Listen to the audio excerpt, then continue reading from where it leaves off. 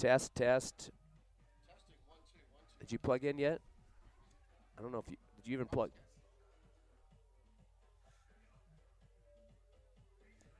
Oh, it's 1 and 3. You're on 3. Testing 1 2 1 2. Testing. Testing 1 2 1 2. Oh, you got your scoreboard ready? Mm-hmm. Okay. Good.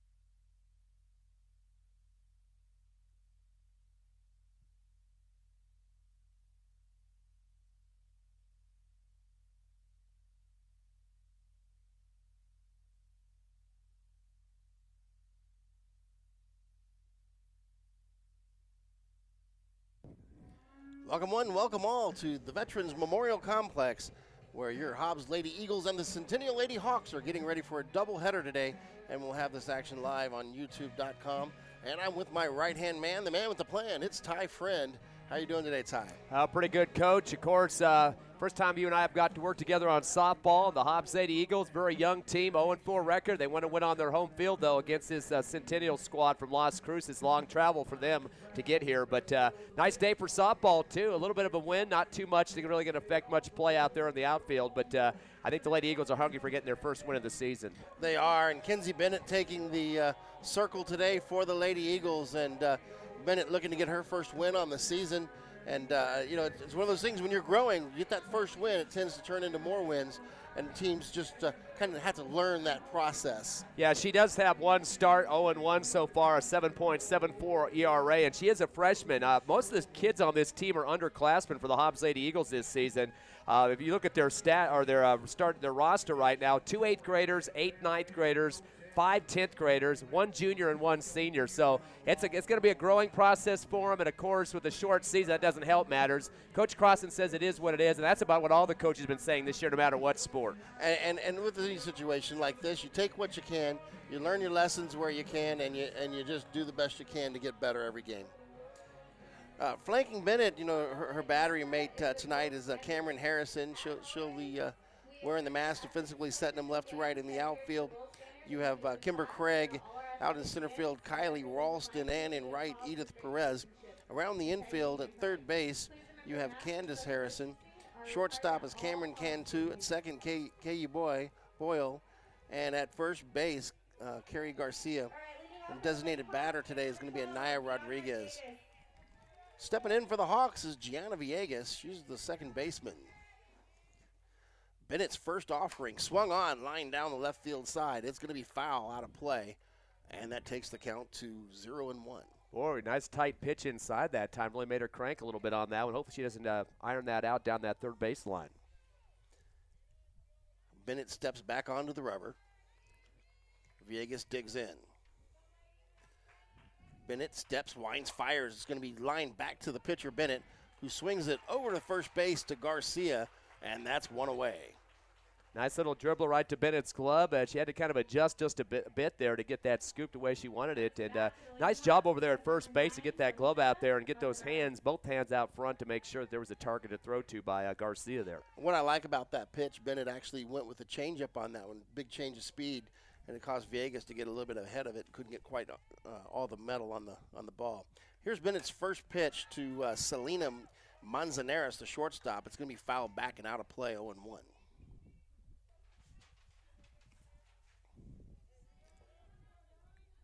Manzanares steps back into the batter's box as Bennett gets the signals from the catcher, Harrison. Bennett has her sign. She steps and fires. Ground ball down the third base line. Fielded cleanly and throws over to first for Candace Harrison over to Garcia at first, and that's 2 away. Good way to start. Bennett getting those 2 quick outs there. One more to move into the offensive side of the field. And Hobbs Lady Eagles come out quick in some games, but it's taken them till the later innings to try to get back in ball games that they've been down in. And that's one thing that Coach Crossan has said. He wants to see the team keep coming out of the chutes quicker. Kayla Hernandez, a center fielder, steps in. Bennett offers, and that's going to be a ground ball foul to the left side and out of play. A lot of left side shots so far. We had some down that third base line going foul, some to the pitcher as well. That's pretty much when you want to keep them in play and get those outs quick. Bennett likes working the inside of the plate so far this game. Step back in. Here's the 0-1 pitch. Lined up the middle. That's into center field. That'll be a single. So Hernandez goes to first base on the single. And with 2 away, that'll bring up Emily Rogers, the third baseman.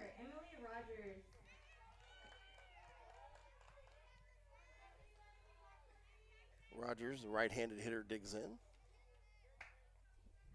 Bennett checks her signs. She steps back, wheels and deals. On the outside corner, that's going to be a called strike, and the count's 0-1. Yeah, that pitch dropped right at the plate, right into that lower part of the strike zone. Definitely a good pitch for Bennett. Bennett's been working the edge of the plate inside and out so far. here in the first inning.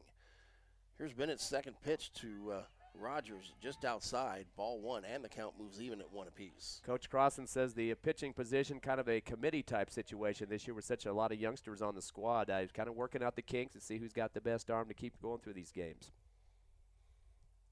Bennett, the 1-1 pitch. It's going to be low, and it's going to get past the catcher, Harrison, and the runner will advance to second. Counts moves to 2-1. Runner goes to scoring position. Bennett spins it in the glove. She's ready to go. Swung on, line down the left field line. That'll be strike 2. Once again, a couple of these hits have been going out of bounds there on that third baseline, and better be ready out there in that left field. Craig definitely, and of course Cantu at the shortstop to help cover. And Cantu's starting to move over towards third base just a bit. Left fielder is close to the line. Center fielder's dead away. Swung on, and it's going to be a ground ball to short. Cantu throws it just a little wide at first base, and that'll be an error on Cantu, and that'll make the runner come all the way home, and it's 1-0 Centennial. And Garcia kind of gave up on throwing it home that time. The runner was coming home, and I think she had some time to set it up, but the problem was Cameron Harrison wasn't set at the catching position behind the plate and didn't have really a target to throw to. Yeah, and Cantu did a good job of catching it on the hop. Throw was just a bit wide. Here's Bennett's first offering to Kayla Carone, the catcher. And swung on and missed at strike 1. Here in the top of the first, 1-0 in favor of Las Cruces. One played it across here just seconds ago. Centennial, I should say, from Las Cruces. Bennett's 0-1 pitch in the dirt. Runner's going to stay at first, and the count goes 1-1. Harrison did a good job of getting down on those knees and keeping that ball from going past her. Did not want that runner to advance. Quadron digs in. Bennett accepts the sign. She wheels and deals. Ground ball down with third base side. Out of play. And the count's now 1-2. They should move the whole team down that third base line because that's where they're aiming for quite a bit of the time here for Centennial. Yeah, you're right about that. Beautiful day for softball here. Couldn't ask for better weather. Wind coming in slightly from center field. Here's Bennett's 1-2 pitch in the dirt. And that one's going to be a wild pitch as the runner advances to second and the count moves to 2-2. So Emily Rogers has got on due to an error, but then also gets an added steal there because of the wild pitch. So getting her chance to move around the bases, aided by the Lady Eagles.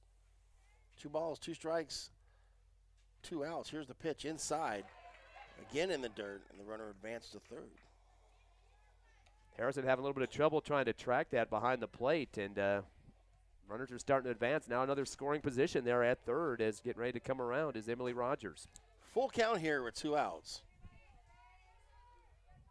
Bennett steps, and here's the payoff pitch. In the dirt, that's going to be ball 4.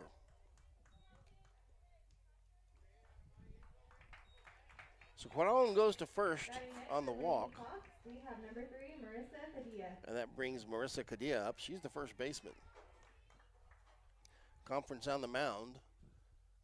Yeah, they got it down to 2 outs, and then we've got a lot of people starting to get the bat time now. This is the 6th batter for this Centennial team, and kind of want to get those young jitters kind of settled down just a bit there at the mound. And, of course, like we mentioned, there's so many youngsters on this squad. It's going to be paying off dividends in the next couple seasons, though, for sure. Sure. Looks like they're going to have a pinch runner come in. Can't quite catch the number just yet. Coach hasn't reported it. But he has called somebody out of the dugout to run for the runner at first. Both teams wearing black jerseys today. I'm sure attracting some of the sunlight that's out. We have a nice breeze, which is keeping it kind of cool down here on the field. Oh, yeah. Great atmosphere to come watch a game. Lady Eagles are going to be heading to Las Cruces this coming Thursday, so they'll return a trip over there to the southwest part of the state. Certainly. We've got a pinch runner over at first. Number 2. That's Anya Silva, a sophomore outfielder. Quadron, the catcher, heads back to the dugout, start getting her equipment on. Both the runners have got some size on them, too. Pretty tall on the bases, first and third. With 2 outs, here's Bennett's first pitch inside. Batter looks away, and that's ball 1. Definitely like to get herself out of the pinch here with the runner in scoring position. Kadia, the first baseman, digs back in and waits the pitch from Bennett. Bennett rocks and fires just offside the inside corner. And that'll be 2-0. McCann to it short, and Boyle moving quick to that second base, trying to get that last out there and tag it out to get the Lady Eagles up for offense. Bennett doesn't want to walk runner here and load the bases. Pitch inside, swung on, and missed. That'll be strike one. It's 2-1 here to Cuaron. Again, the force out at second. 1-0 here. Already a run coming across. Came through by Kayla Hernandez. Bennett rocks and fires on the inside corner, calls strike two, and we got a little bit of a play going on. They're going to go to second base. They got her. She's out at second. She tried to run halfway between, and she was kind of stuck between the play, and Bennett went to second base and got her, and that'll end the inning. 1 run, though, on 1 hit and 2 errors, and 2 left on. At the end of half an inning, it's 1-0 Centennial with your Hobbs Lady Eagles coming up to bat.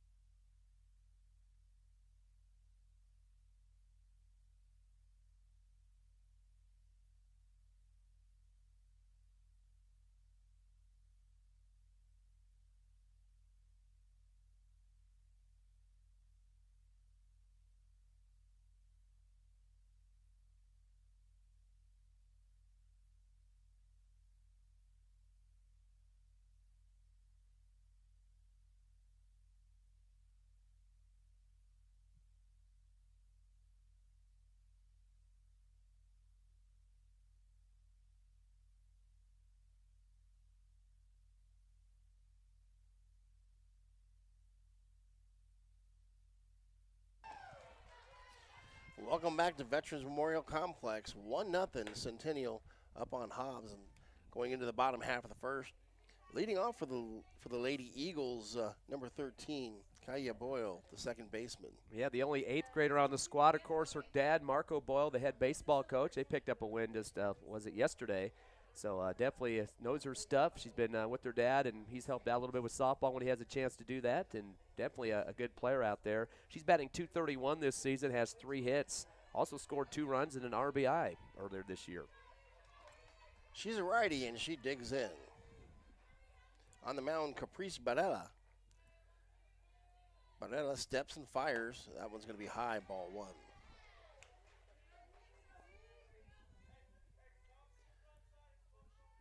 Wind picking up a little bit, coming in almost directly from the west.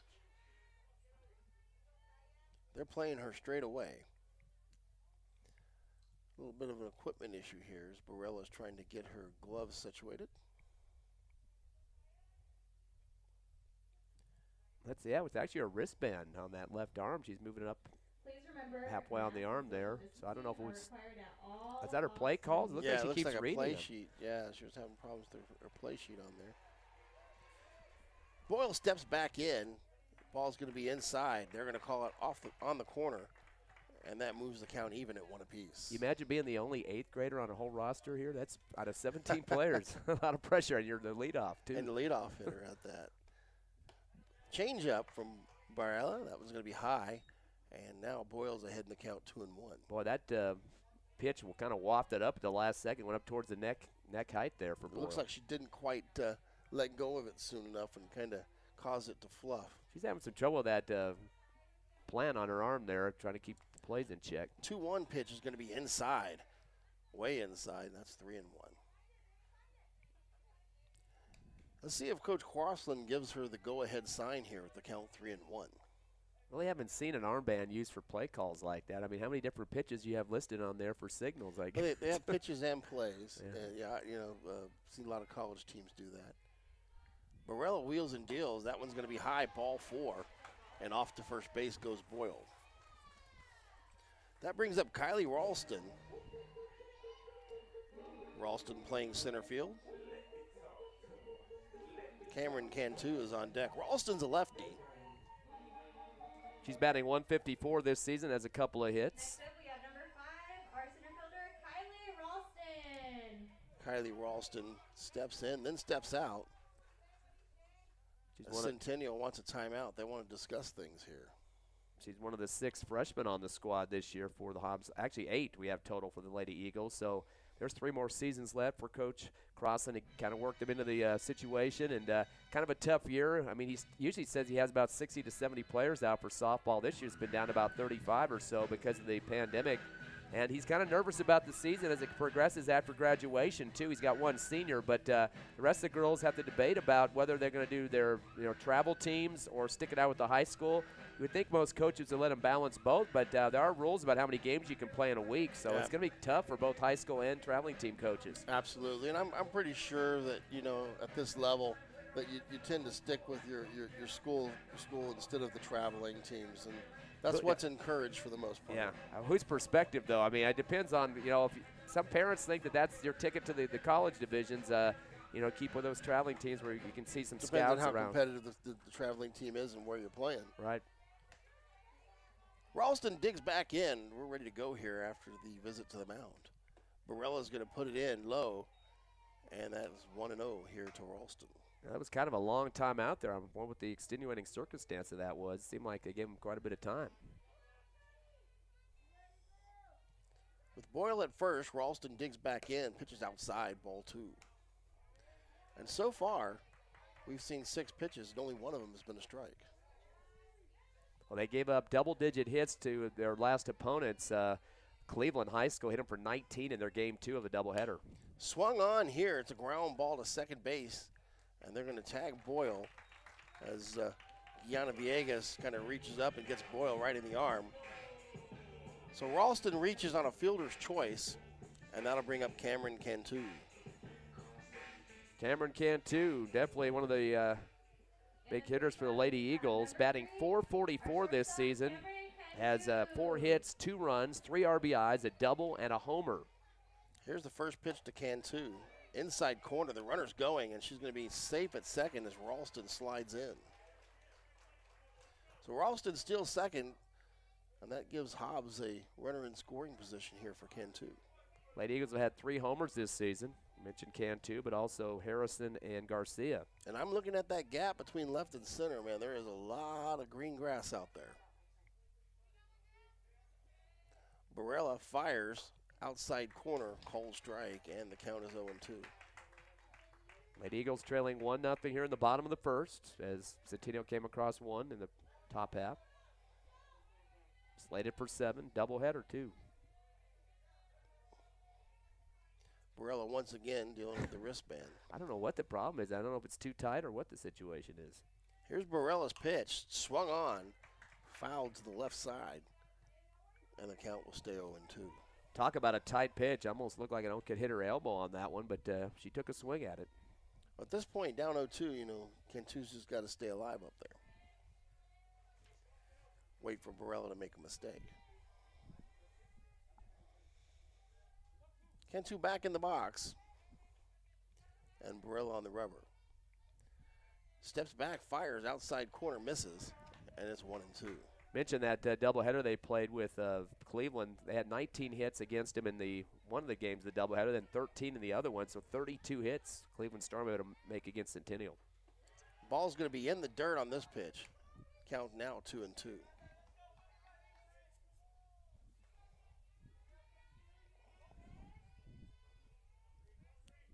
Barella takes her time. Cantu awaits. Rocks and fires high outside. And we're now back at a full count here. It's 3-2 to Cantu with 1 out. A little wind picking up here. You can hear that in the press box, so we can see the trees starting to shake just a little bit. Moving right to left on this field. Here's Barella's 3-2 pitch, high, and that'll be ball 4, and Cantu is going to trot down to first. With 2 runners on, that brings up Kimber Craig, the left fielder. She's one of the power hitters for the Lady Eagles. Coach Crossan says he's got a lot of faith for her for the next couple of years. Batting .308, has 4 hits, an RBI, a double, actually 3 doubles, and 2 runs scored. So she's one of the power hitters you can see for the future. How nice would a double be here? Here's Barella's first offering. It's going to hit her right in the back, and that's going to load the bases. Sure, Craig would definitely rather have a hit than take one in the back like that, but she's definitely got some power for Hobbs. And Barella's thinking about things quite a bit there on the mound. The first baseman's come over, kind of settle her in. Yeah, bases loaded at this point. She's in a major jam and only 1 out for the Lady Eagles. And like a shark, the Lady Eagles are smelling blood here. Edith Perez steps in. She's the right fielder. Just want to keep this hit away from the bases, though, because there could be an easy double play generated. Perez steps in, and Barella offers. Outside, ball 1. And when your pitcher's having location troubles and then you have a hitter that's not tall step in, it makes you start thinking about it a little bit. Sometimes you start to question your strike zone. Here's Barella's second pitch, inside. Also a ball, and it's 2-0. A lot of aggressive base running, too. Ralston jumping quickly out from her position currently, and Craig, too, who got hit by the pitch seconds ago. She's really getting out quick. Want to get this tie score going. Lady Eagles looking to get multiple runs here. Here's Barella's pitch across the plate on the outside corner, and that moves the count 2-1.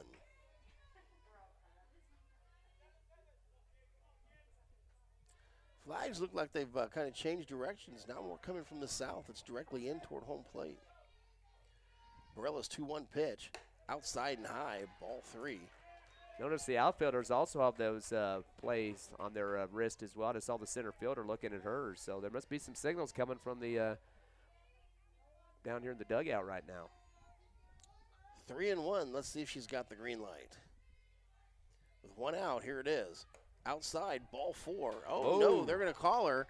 And they thought that the ball was going to be a walk. The runner started coming around. It gets loose. One will score, and a second one will score, and they move runners all the way to third. 2-base error on the throw from the third base. They had the runner tracked down between third and home because she thought it was a walk, and he ended up scoring 2 runs off of it. Yeah, Ralston and Cantu both getting across for the Lady Eagles to get that lead, 2-1, and a major mistake there. I'm sure wanting to have that Bacchus Curon there behind the plate. And everybody thought it was a walk. It started advancing. It turned out to be second strike and ended up catching the runners off guard there. Here's the 3-2 pitch to Perez. Outside, now that's ball 4. It's already 3 walks being issued from Centennial, so Hobbs getting the nice gifts handed over by the Hawks. And Barella looking for help here, and they've got somebody going up to get warmed up in the pen. Kimber Craig very urgent to try to get home as she sits at third base, and a runner at first as well for the Lady Eagles. First baseman Carrie Garcia steps in. Chance to extend the lead. She's batting .333. First pitch is high and inside, ball 1. Has 4 hits this season, 3 RBIs, a couple of runs scored, and a double and a homer. She's one of the 3 that have hit over the fence, so this would be a perfect opportunity to score 3 runs if she can get that over. Runners at first and third. Here's the 1-0 pitch. Swung on, line down with third base line, just foul. And that'll be a very, very exciting strike.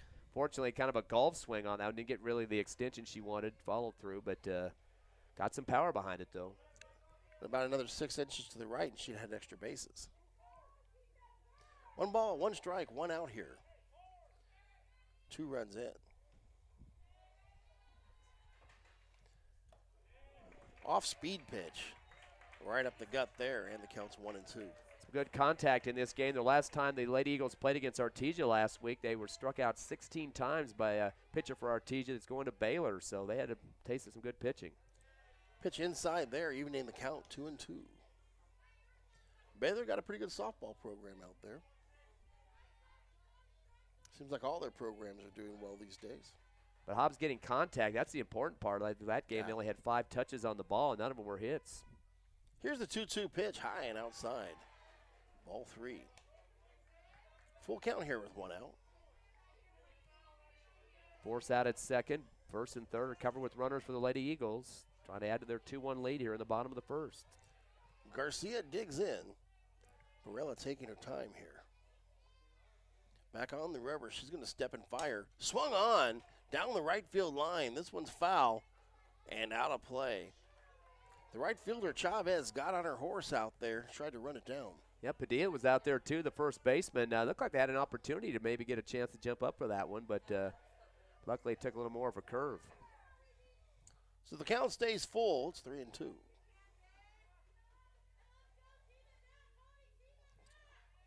2 runs in. Barella trying to stop the bleeding here. Pitch is going to be in the dirt, ball 4. They're going to throw down to second with no reason to because it was a walk. 1 run will score on that error. The runner will advance to third as Garcia slides in to second base. Garcia going to second base and Perez will go to third. Kimber Craig, the one that scores, and now, boy, not a very happy camper. The coaching staff for the Hawks asking, why did you throw that one to second to his catcher there? And Curran doesn't have much of an answer for that one. But they got a lot of young girls on this squad as well for Centennial, so definitely helping the Lady Eagles cause up 3-1 now. This is a second visit to the mountains, so I think we're going to have a different pitcher when we come out of this. He did call that a walk, didn't he? Before it was a walk, yes, sir. It was ball 4. She took off down first base, and the runner took off to second. So already 4 walks issued to the Hobbs Lady Eagles, definitely getting themselves a chance to move those runs across. Up to bat for our Lady Eagles, we have number 7, the catcher, Cameron Harrison. Harrison digs in. Cameron Harrison, the catcher. She's batting 182, couple of hits, and a double so far. And pitches behind her. Ball gets to the backstop. And then coming home is Perez. She'll score. Garcia will move to third on the wild pitch. And just like that, it's 4-1 Lady Eagles. Yeah, things are starting to unravel defensively for the Hawks as they had a brief lead here at the top of the first. I learned something new about softball. 2 visits to the mound, you don't have to replace the pitcher. Next pitch also in the dirt. Another run's going to come home. They don't even contest it. And now Hobbs has 5 in here in the first, and I think that's it for Barella. So Ralston, Cantu, Craig, Perez, and Garcia have scored so far. So new pitcher coming in, number 7. She'll get warmed up here. That is Lauren Salado. She's a senior, right-handed pitcher. Yeah, this Centennial team only has 2 seniors on the roster. That's one better than the Lady Eagles, so not a lot of experience on these squads. We have to keep remembering, too, Coach, is that their season got canceled about 3 games in last year, so girls that were out for a few weeks, the season got shut down, didn't ever come back, so that's kind of hurt that programs all over the state. And, you know, it's crazy the amount of people that really want to be a part of something. You were talking about how the numbers were down. And I hear from so many people that all they want is things to get back to normal and, you know, have a chance to come back out here and play, and there's not a lot of kids doing it. Yeah, and, of course, other options. I mean, when we talked about summer ball being knocking at the door, I'm sure a lot of teams already started practice and playing in tournaments, too. So, and, again, you have to be careful. NMA does have regulations about that, the games you can play during the week, and that doesn't shut down because of a pandemic. Of course, it's not something you really planned on as a softball player that was going to affect you making a decision. But I don't know if the rules are going to be maybe loosened a little bit possibly to let those girls have the option to play both. But you also don't want to get people hurt either. No, that's true. I know there's a lot of parents that took their kids to Texas that Right. You know, ran away from the fact that the NMA had been shut down. Well, there's a Lee County superintendent that has their kid playing in Denver City for basketball, and he's not going to be a superintendent. He's going to be leaving to move over to Texas here pretty quick. So, again, the reasoning behind that is they don't know if there was going to be a season for basketball or the spring sports. They shut down last year, so kind of taking a crapshoot to wait, and if it doesn't happen, then what are you going to do with your kid, and when they're a senior especially?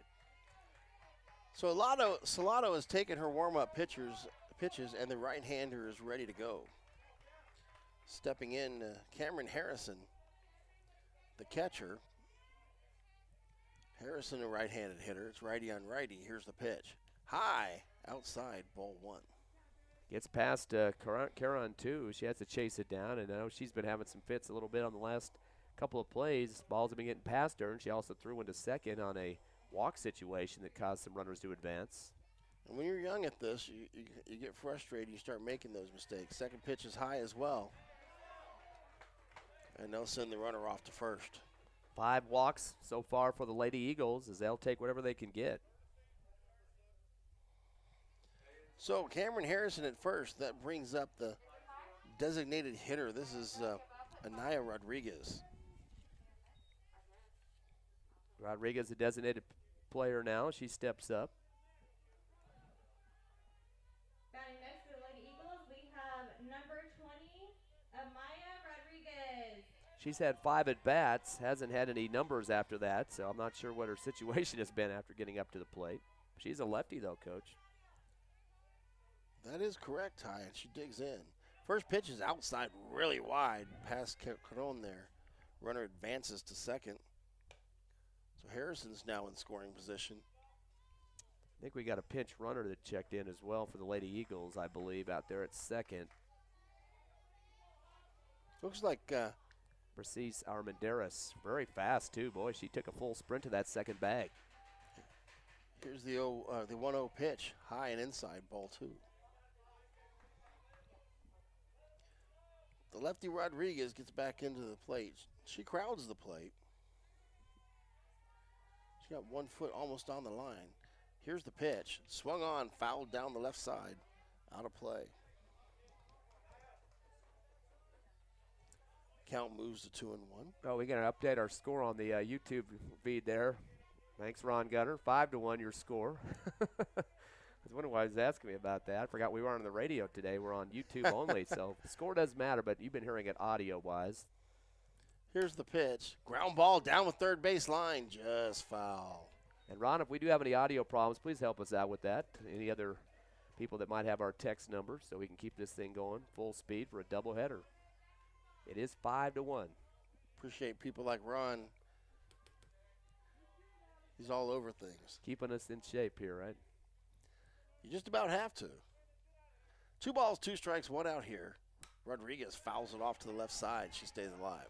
Well, that pitch kept well outside of the plate that time. She really extended across and trying to get that bat straight out as best she could. Comes off the tip and heads over that Centennial dugout on the left. And Rodriguez has had a big cut on 2 of those pitches. If she gets a hold of one, it's going to go a long way. Here's the 2-2 pitch. That's going to be a fly ball to left side. It's a pop-up, and it's going to be caught on the run by Mascarenas. And that'll be 2 away. And quite frankly, though, that is the first extended hit into the field that we've seen for the Lady Eagles. Most of their on-base performance has been because of walks, but and then bad air plays and throws, errant throws, and getting around the bases. Mascarenas had to range really far to her right to get to that, too. It was in pretty deep left field when she got to it. First pitch to Candace Harrison, the third baseman's outside, ball 1. Harrison batting 167 this season, has 1 hit, a run, and 2 RBIs. That means she got it because of a homer. Here's the 1-0 pitch. This is going to be a line down the right side, foul, out of play.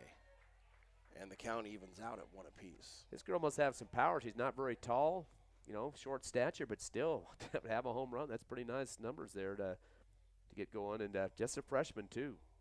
Slew of freshmen on this Lady Eagles softball team. I want to thank Evie for giving us an update, saying that the video and sound's coming through pretty good. Thank you there, Evie. Here's the 1-1 pitch. High and outside, ball 2. Like to see all the eagerness we're on the bases for Hobbs. Definitely looking forward to get to that next base, and Coach Crossan wants to see that aggressiveness. I'm sure with a 5-1 lead, these girls are kind of smelling blood in the water. Here's the 2-1 pitch. Outside, gets away from the catcher Caron. The runner advances to third and looks at home, kind of wants it, doesn't take it. Coach Crossan giving some recommendations to Harrison there at the plate. Just wants to keep this thing in play, and short chop route in the field might be helping situations, get that third runner in. Here's the pitch. Outside corner, call strike, and it's 3-2. Definitely a straight one there, right down the pike. 3 balls, 2 strikes, 2 outs here to Candace Harrison. Wheels and deals. Harrison fouls it back and stays alive. Salado looked like she put a little extra on that pitch. Definitely has a little bit more speed than Bennett did on the mound, and same thing with Barella. Salado's payoff pitch fouled back again, and Harrison stays alive. Definitely getting some good contact on the ball, even though it was a little bit low and outside that time. Keep waiting to see the pillows of smoke or dust coming off the field, but I keep forgetting that it's painted brown, not the actual dirt, right? Here's the payoff pitch, and it's fouled off once again. Harrison doing a great job running up the pitch count here on Salado.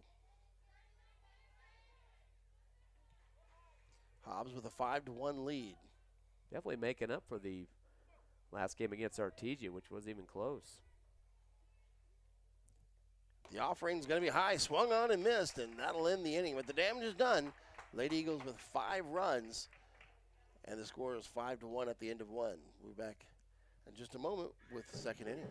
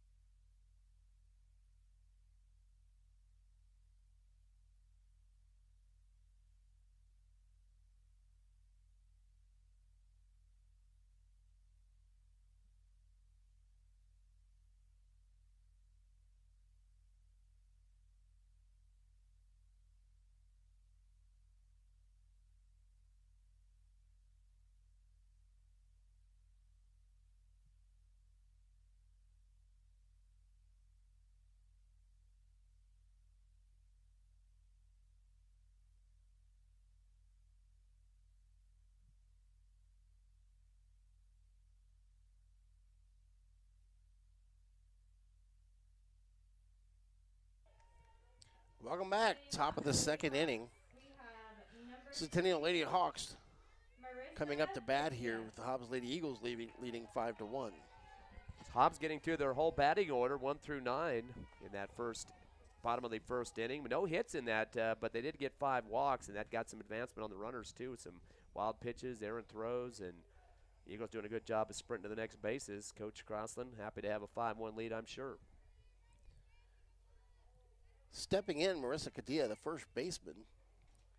She's followed by Salado, the pitcher, and Hernandez, the left fielder. It's like Hobbs' coaching staff was checking something with the umpire right there. Might have made a substitution. Well, didn't see anybody run out and switch, but now we've got a time on the field as going out Cameron Harrison talking to Kinsey Bennett there on the mound for a second as the umpire got what he needed from the Hobbs Eagles. 5-1 here, top of the second. We're slated for 7, first game of the doubleheader. We'll have game 2 as well, about 20 or so minutes after the first. At least the winds aren't bad like we've been having Thursday, all that rain too. Really made the grass grow well here at the Veterans Memorial Complex. It looks green. It always looks green. First pitch from Bennett's going to be high, and that's ball 1. In case you haven't been here, it is field turf, but green and brown field turf. Of course, the University of the Southwest plays here too the last few seasons as well. So they haven't invested in a field quite yet, but they've been using it. Bennett's 1-0 pitch, high, outside, ball 1, or ball 2. Marissa Padilla, 6th in the order. Barela, Hernandez, and Chavez to round it out for Las Cruces Centennial. Padilla steps in, the right-handed hitter. Bennett down 2-0, makes it 3-0 on that pitch. That one was high. You know, teams that make these long distance travel too, like Centennial, definitely like to have these double headers. You know, it's a pretty long road trip, just a quick game and go back home. So they get one more after this one. 3-0 pitch, change up high, and that makes a walk for Cadilla, the opening batter here in the 2nd inning. They do have 2 walks issued so far. 1 hit as well. Kayla Hernandez got a single back in the 1st, but other than that, mostly ground outs, and 1 runner got on due to an error. Now a big mound discussion here. Coach Crossing going to go talk to his pitcher and staff at this point. I don't think, is he getting ready to yank Bennett? Yeah, he's already going to change up on the pitching staff. Looks like they're going to bring in Kaya Boyle, and of course she's moving from the second base position, and kind of wonder why he pulled the plug this early, up 5-1. Unless he just wants to use his staff as best he can. I mean, there's a lot of different players that he has in the potential pitcher position, especially with all the youngsters he has on the roster. And Chloe Nojos is actually heading to second base. On the mound, we now have number 13, Kaya Boyle. Of course, Dad, I just saw pull up a few minutes back before the game started. The head coach of the Hobbs Eagle baseball team.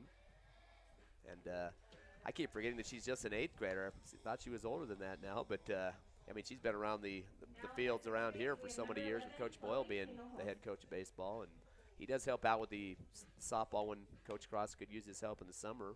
It's nice that he's able to get over to the game. It's actually a hard thing for a coaching parent to do. That's part of the reason I got out of coaching. Yep. Is you miss a lot of your kids' stuff. Well, the worst part is, make it even worse than that, they were actually having games at the same time. So he's coaching next door, right in the same complex, and she's over, you know, she was a 7th grader last year, but I mean, that they have, you know, the schedules have been offsetting each other. But of course, this year with the crazy COVID situation, I don't know how many games that they've got lined up against each other. And actually, Hobbs is the only team out of their districts that have had games up to this point. They're 0-4 right now. Most of the teams haven't even started yet. Carlsbad has a game this weekend in Las Cruces. I forget who they're playing, but I think it's Mayfield. But still, I wonder if they're going to be able to play that with the COVID hitting the school pretty hard. So Hobbs is the only team that's had any actual game action. They've been doing a lot of scrimmages too, but all these other teams have elected to wait. I think Clovis has their first game the 11th of May, and we're, you know, this is the first day of May today, but. So it's pretty much what you can schedule. Hobbs tried to get some early teams like Las Cruces schools because they knew that if once the season got going, it'd be hard to schedule them. So they picked up those as quickly as possible. Of course, Artesia they played earlier as well. And Lovington they started off with. And that game that they lost, it was a close contest with Lovington, and Wildcats ended up pulling that one out. Final on that was 7-4. That was the first game of the season. Then they had the doubleheader at Alamogordo. Ended up losing 5-2 and 8-5. Those were close games as well. But looks like we're going to take a look at some changes here in the. It looks like we have a pinch hitter coming up already here for Centennial, number 7. That's checking. It's Lauren Salado. We saw that came in. She came in as a backup. Nice strike on the first pitch there for Boyle. I had a different number for Salado written down, so I thought it was a different hitter. Here's Boyle's second offering, right up the gut there, but just a touch high, ball 1. 1-1 here, the count to Salado. Boyle inherits a runner on first base. She works a little quicker on the mound, does not take her time. Swung on, ground ball, left side. Little chopper foul. Candace Harrison had a quick beat on it. That'd have been a tough throw from there, though. Yeah, you didn't know for sure that ball was going to go out or not. It kind of was a chop down on it by Salado. Count moves 1-2 here. Boyle steps off the rubber. She wants to take a little more time this time. Salado, the pitcher, digs in. Boyle right hands it, fires, ground ball, fielded cleanly. It's short by Cantu, goes over to second and gets the force. And that is Chloe Hinojos. So it goes 6-4 on the fielder's choice, and that'll put Salado on first. Pinch runner checking in for Centennial. That's Madeline Romero, the junior outfielder.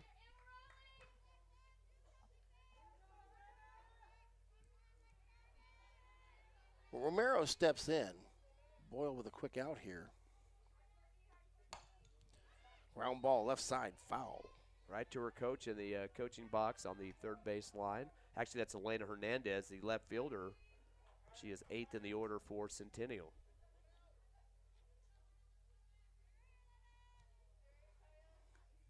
Hernandez ground ball, fielded by Harrison, over to Hinojos, over to first, not in time. Had a quick beat on a double play there. Hinojos did a quick turn from Harrison. Almost got it, but it'll be a fielder's choice. Boy, you could hear that ball hitting the glove hard of Candace Harrison there at third. Boy, that took a whack on it, and beautiful throw for her, just barely missing the double play coming from second also. I was impressed how Candace Harrison turned that so quickly from third base. With 2 outs, that brings up Monet Chavez, the right fielder. First pitch outside, ball 1. Last in the order for Centennial.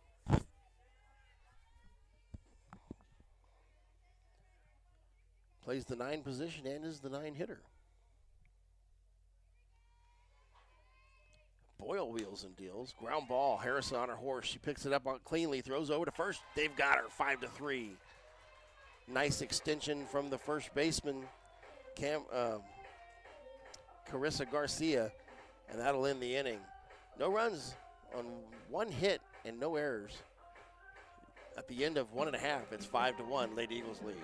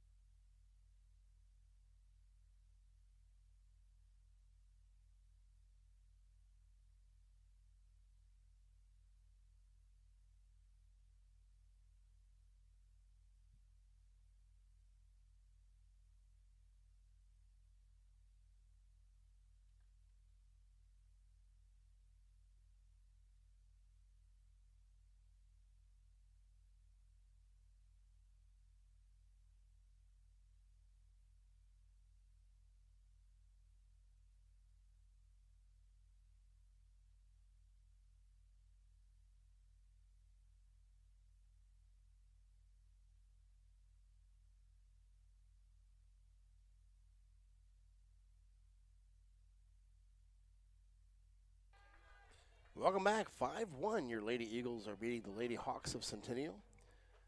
Lady Eagles coming up to bat here in the bottom of the second inning. We're back to the top of the order for the Lady Eagles.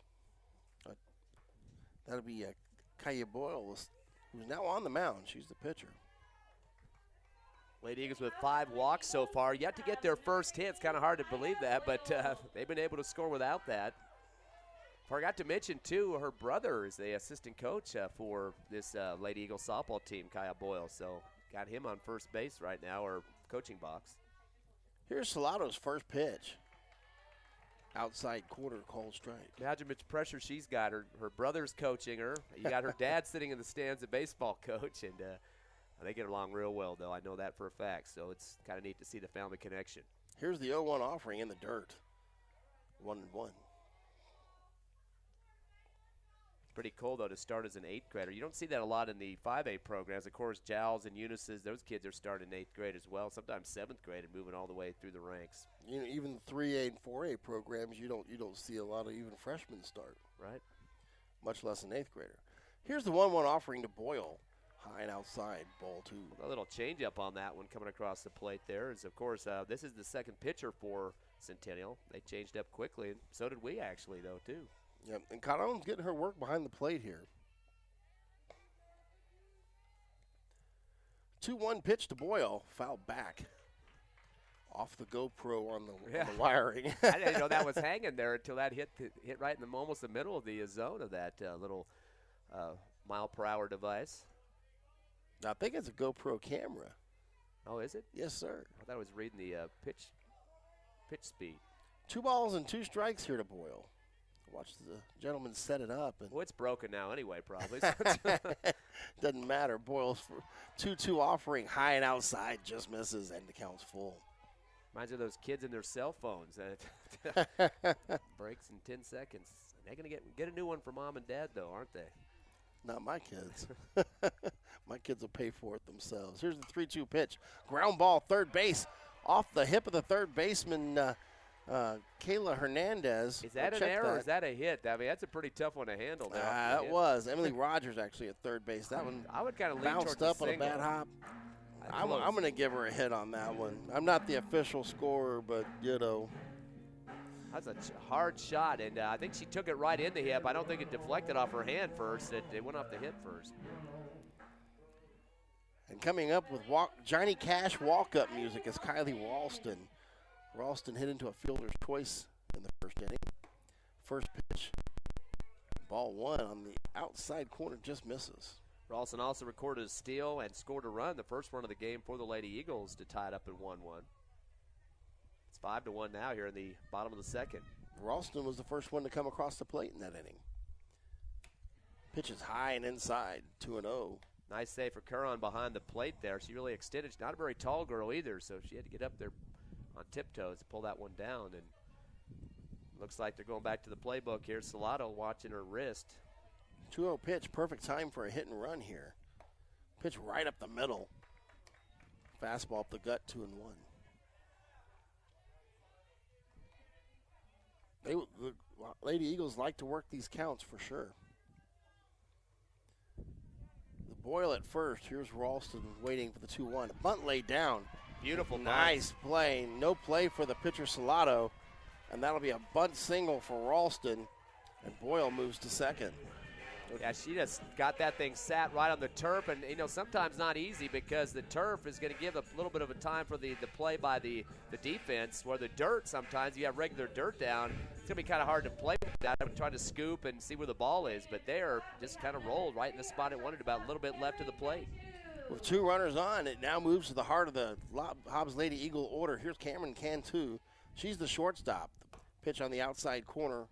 Just outside, ball 1. Got to remember, too, Centennial already used up one pitcher. They're on number 2 right now, and still 3 outs to try to get here, and Hobbs knocking on the door once again.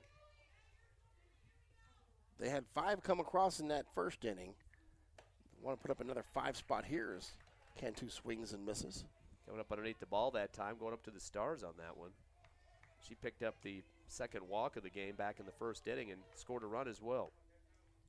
Cantu's thinking deep. Salado settles in. She rocks and fires the 1-1 pitch high. That'll be 2-1.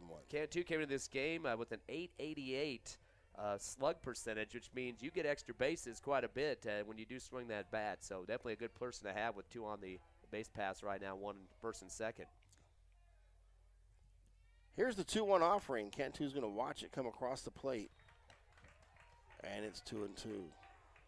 Backs against the wall now with those 2 strikes. Well, that happened to her in the first inning, too, and she just kept it alive, fouled off several pitches. That's what Coach Crossan wants to see is contact, and we didn't see that last time against Artesia, but definitely seeing it a little bit today. Here's a 2-2 pitch, outside ball 3. Got some reverse spin on that pitch.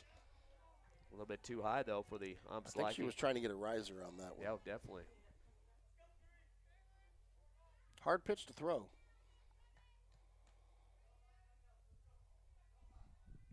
Here's the 3-2 offering. Popped up, the catcher Caron's under it, and that'll be a fly ball out to the catcher Caron. Yeah, I think that hit the handle. You could hear that hollow sound there on the bat, and unfortunately went up straight in the air. So with 1 away, that brings up the cleanup hitter, Kimber Craig. Kimber, keep your back away from the plate. She got hit right in the middle of the numbers on the last at-bat for her in the first inning. She did score a run, though. Number 18, Kimber Craig. They say revenge is a dish best served cold. Pitch on the outside corner, called strike, and it's 0-1. Is that your Shakespeare quote of the day or what?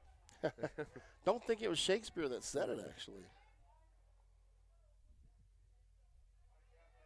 Well, I might have to look that one up in between innings. Here's the 0-1 pitch. High, 1-1. Sadly, it's probably more of a Star Trek quote for me. Let's don't get that rolling now. Kimber Craig, though, with 3 doubles this season. So I would score a run if she could get one of those here. 1 ball, 1 strike, 1 out with 2 on. Pitch on the outside corner just misses, and it's 2-1. Another good thing about her, .538 slug percentage, so she does have some extended hits this year as well. Playing her very deep. They're almost at the warning track out there. And the wind's died down quite a bit. Here's the 2-1 pitch. Inside, and the count goes 3-1. Once again, some good leadoffs there on the bases for the Lady Eagles. Again, we talked about that aggressiveness that Coach Crossan wants to see, and it's kind of easy to get that from youngsters. They want to show their prowess out there on the bases. Here's the 3-1 offering. Swung on, foul back, and the count is full 3-2. Dugout was chanting 3-1 over there to try to get in the ear of Salado out on the mound, and but the count goes full now. Let's see what Craig does here. 3 balls, 2 strikes. The payoff pitch, swung on and missed. That's strike 3. Second K of the ball game against the Lady Eagles offense. That'll bring up Edith Perez. She reached on a walk in the first. She later scored.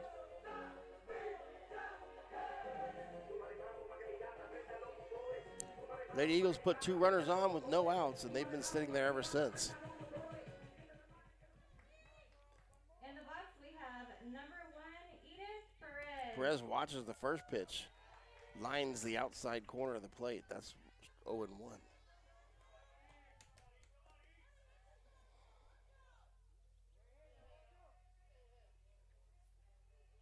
Pitcher Salato's kind of settled in, throwing more strikes here than she did when she first stepped in.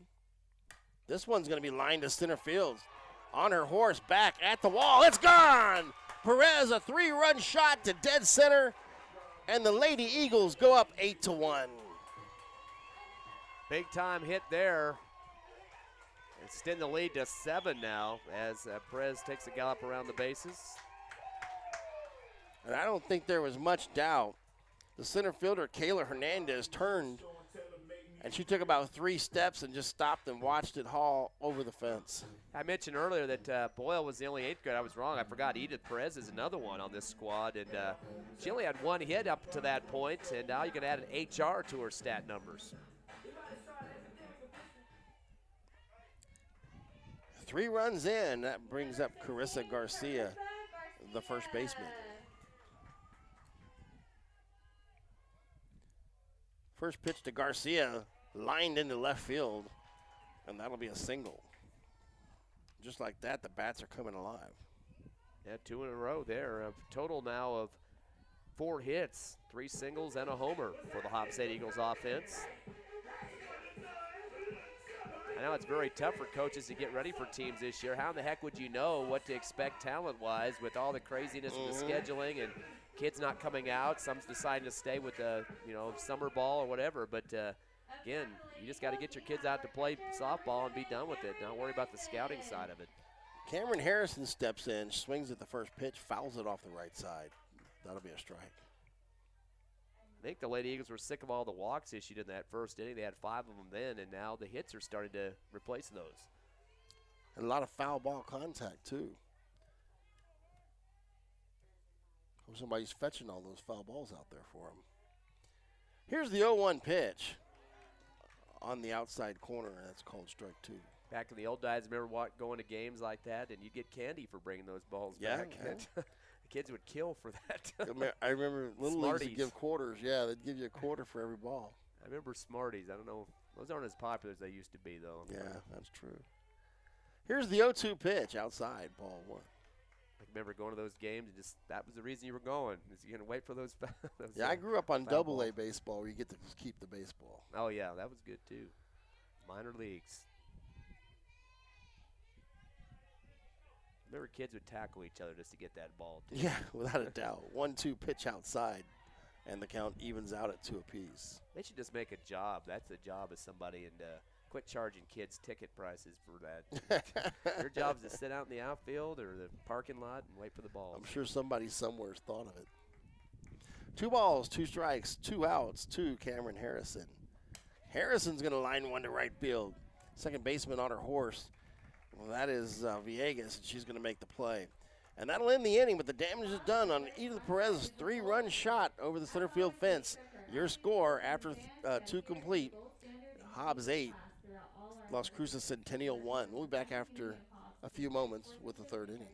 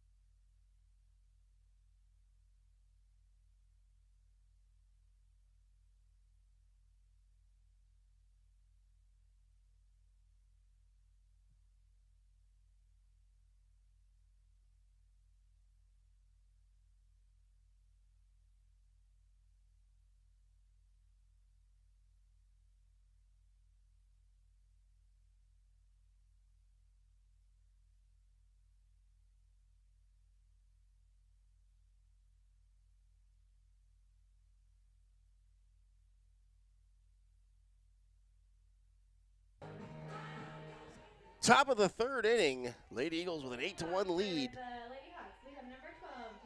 Centennial back into the box here as Boyle starts the 3rd. Boyle rocks her fire, throws it, and that'll be ball 1. To the top of the order here, it's Gianna Villegas. She's the second baseman that ended the inning last inning, catching that little pop fly in shallow right. Still just 1 hit so far, a single for Hernandez, 3rd in the order. Boyle's second offering, she gets a comebacker. Boyle over to first, and that's 1 away. That's her second hit out there to the pitcher, too. Play goes 1-3. Boyle over to Garcia.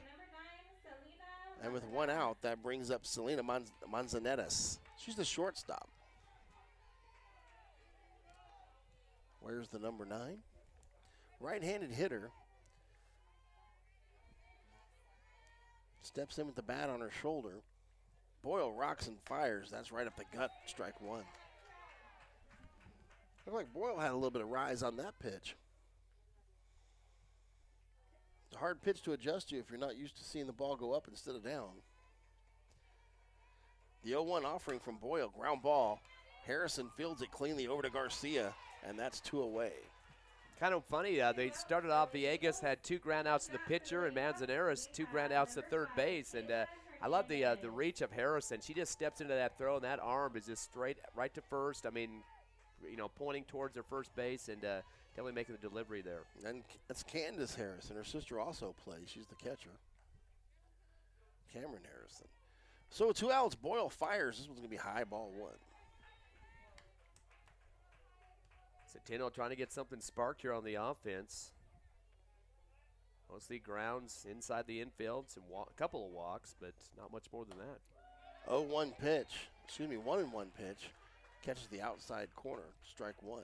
Kayla Hernandez there that's batting for Centennial shook her head yes. She knew she probably should have moved over a little bit to try to make contact on that pitch. 1 ball, 1 strike here with 2 outs. Slow rock from Boyle. She brings the heat high, and it's 2-1. Long road trip for Las Cruces, about 4.5 hours, 5 hours on the bus. They didn't bring us any double eagle either. Nope. Here's the 2-1 pitch, lined into left field.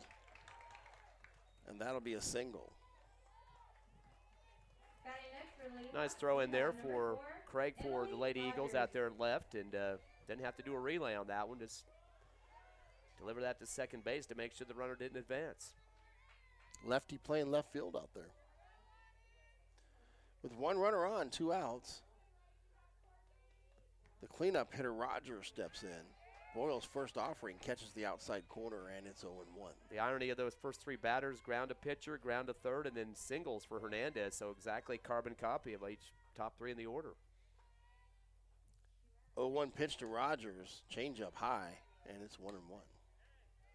Yeah, Rogers did get on because of an error, but also stole a base too back in the first inning.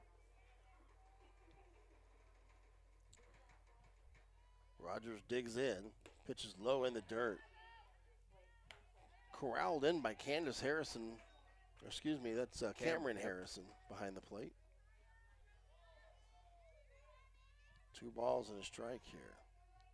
Boyle rocks and fires outside, and the count's 3-1. You see Harrison purposely drop that ball on the turf there to see. But that she runner. was already in throwing position. Yeah, she drops it down. It's like, go ahead and bite on this one. Go lead off that first bag. We're going to take you out. That's an old catcher trick right there. The 3-1 pitch, ground ball. Harrison fields it over to Garcia again, and that'll end the inning. Well, I like that extension on Harrison. She's right up there quick, and she's firing. Absolutely. Going into the bottom of the third, Lady Eagles 8, Centennial Lady Hawks 1.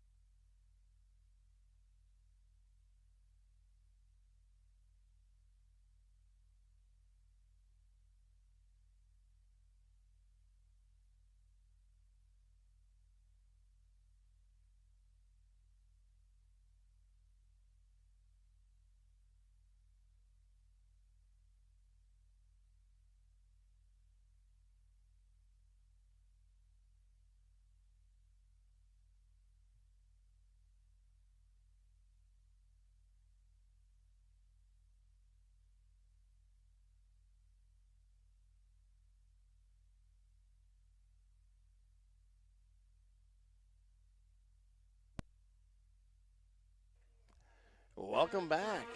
It is 8-1. Hobbs Lady Eagles up on Centennial. Bottom of the third, Eagles coming up to bat. Cameron Harrison, Anaya Rodriguez, and Candace Harrison due up for the Eagles. Nice little home run last inning by Edith Perez, wasn't it? Yeah, definitely. That's her first of the year, so can't complain about an 8th grader being able to take it over the fence for you. Yeah, when you have 8th graders going yard, you know your future's bright. Of course, Boyle, another one, a single and a walk so far for her. First pitch outside to Harrison. Check that. That's Carissa Garcia. I'm sorry, that is Naya Rodriguez at the plate. So I'm missing something on there. Naya Rodriguez lines one to left field.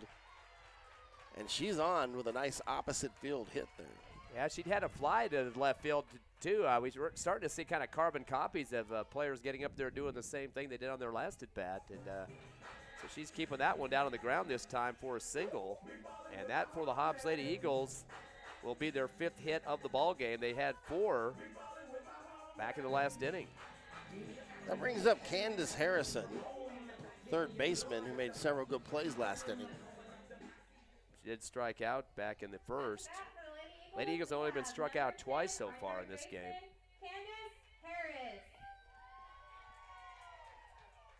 Candace Harrison steps in, the right-handed hitter. She struck out in the first. With a runner on here. First pitch across the plate, that's strike 1.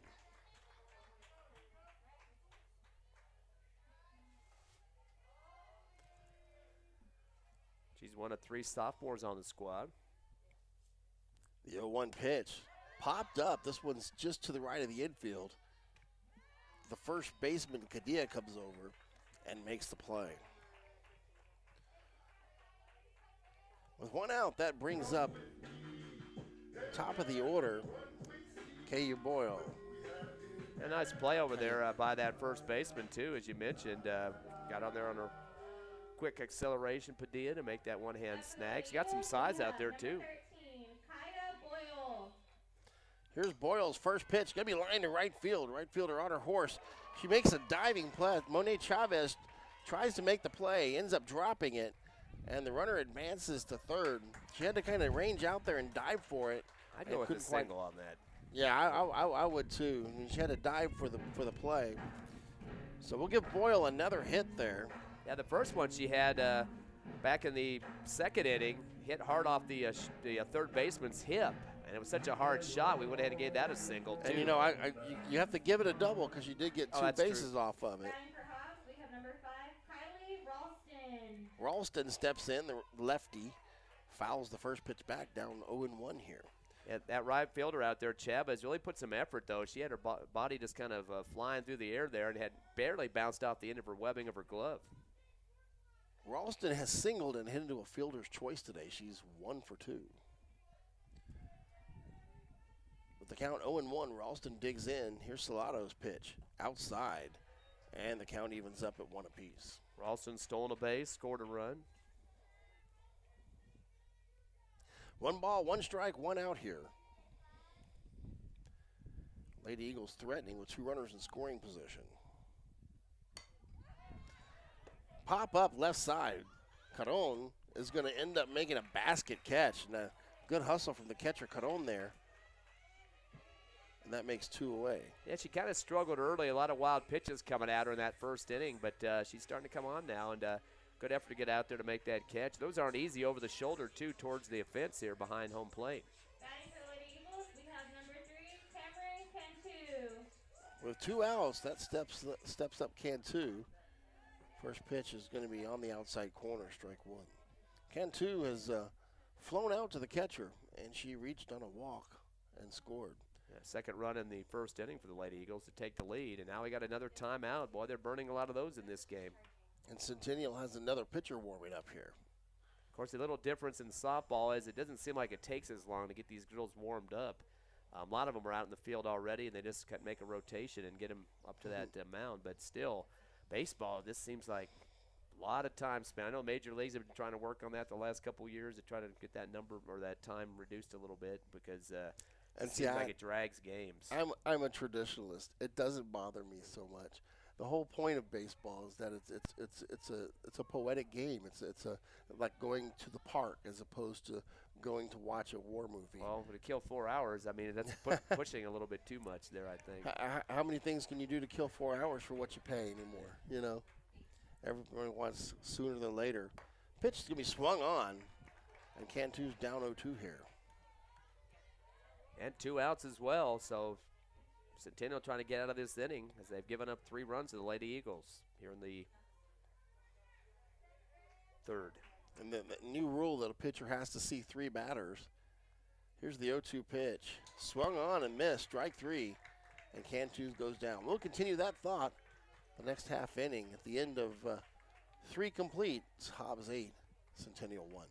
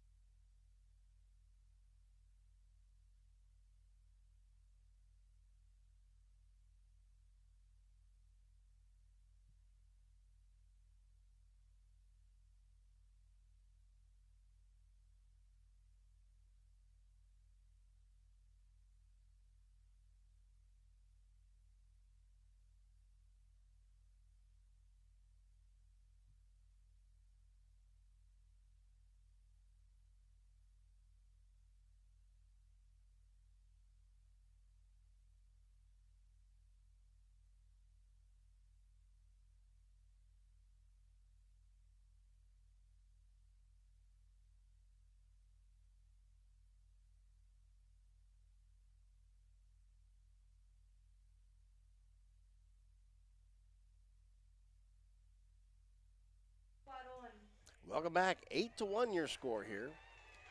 Hobbs over Centennial. We're in the top of the 4th inning. Number 13 steps in, Kayla Caron, the catcher. Made a nice play last half inning, coming from her catcher's position to come almost near the backstop to make a play.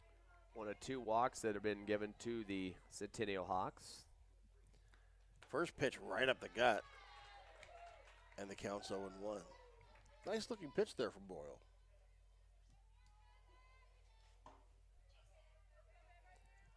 Boyle with the 0-1 count, looks in, gets her sign, and throws it outside, ball 1.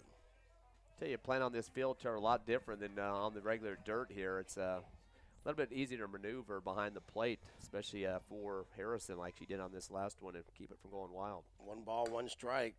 Be fouled off of her foot there. Caron hits one straight down, and that'll be strike 2. 1 ball and 2 strikes here to Caron. Boyle rocks the fire, brings the pitch just a little high, and the count goes 2-2. Gets the Lady Eagle faithful a little edgy there in the stands. Thought that might have been a strike, and only one person on this team has had hits, and that's Hernandez with 2 singles, but since then it's been kind of dry spells. Foul ball right side, out of play. Count remains 2-2 here to Caron. Boyle has 1 pitch to play with here. Might this be the time for a changeup? Marissa Padilla's up next. She's the other one that had a walk in this game so far for Centennial. So not a lot of hitting after we get moving down the order. Here's the 2-2 offering. Outside, and the count's even, or 3-2. Just trying to keep this thing in play is Caron at this point. Try to get a chance for some runners to try to get back from this 8-1 deficit.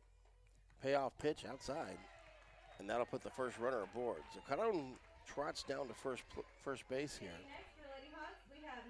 She's picked up a couple of walks, and now Padilla, another one that had a walk earlier back in the first at bat in the 2nd inning.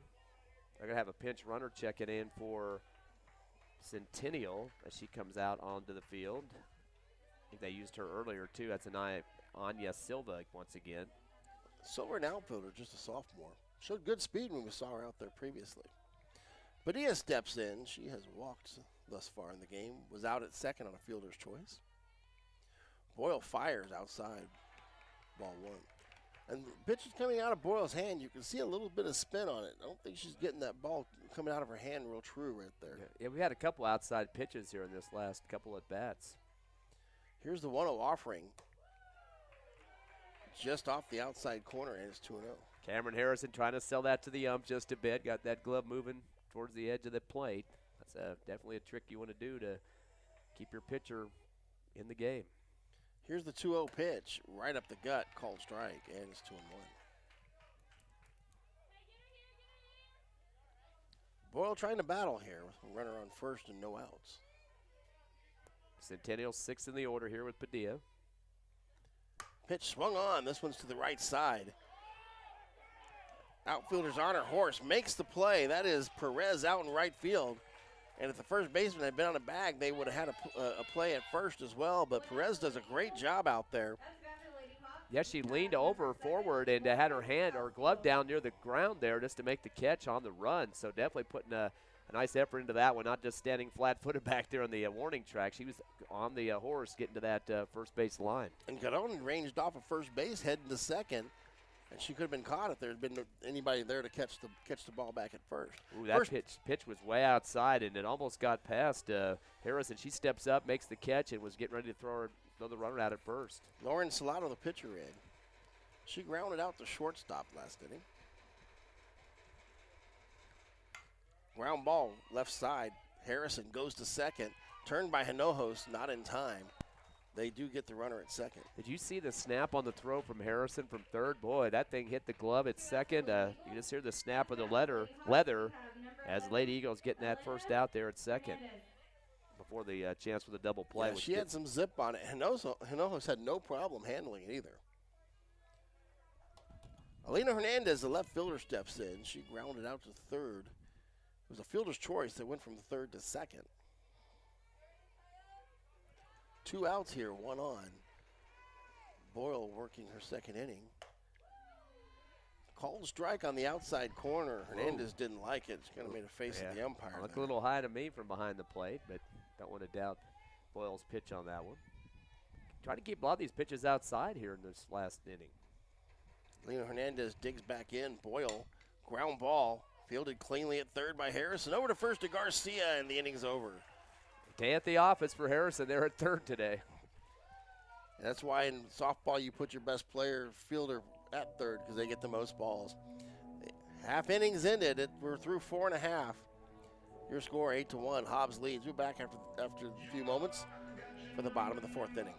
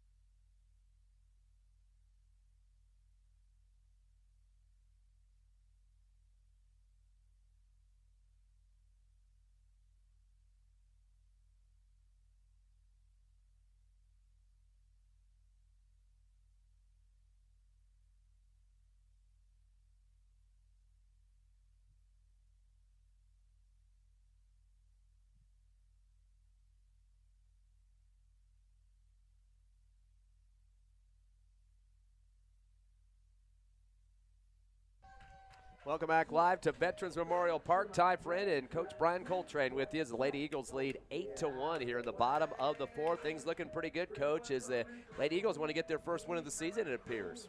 And, you know, they played solid softball here. Not a lot of errors in the field, some great fielding opportunities. Really coming along. Coach Cross has done a great job with this squad. Here's Kimber Craig stepping in. Nope, we got a sub, Coach. It looks like Amaya Contreras now in for the Lady Eagles for Craig. You are correct there. Contreras does step in. First pitch is outside, ball 1 to Contreras. Salado rubs the ball off her jersey, throws it on the inside corner, misses, and it's 2-0.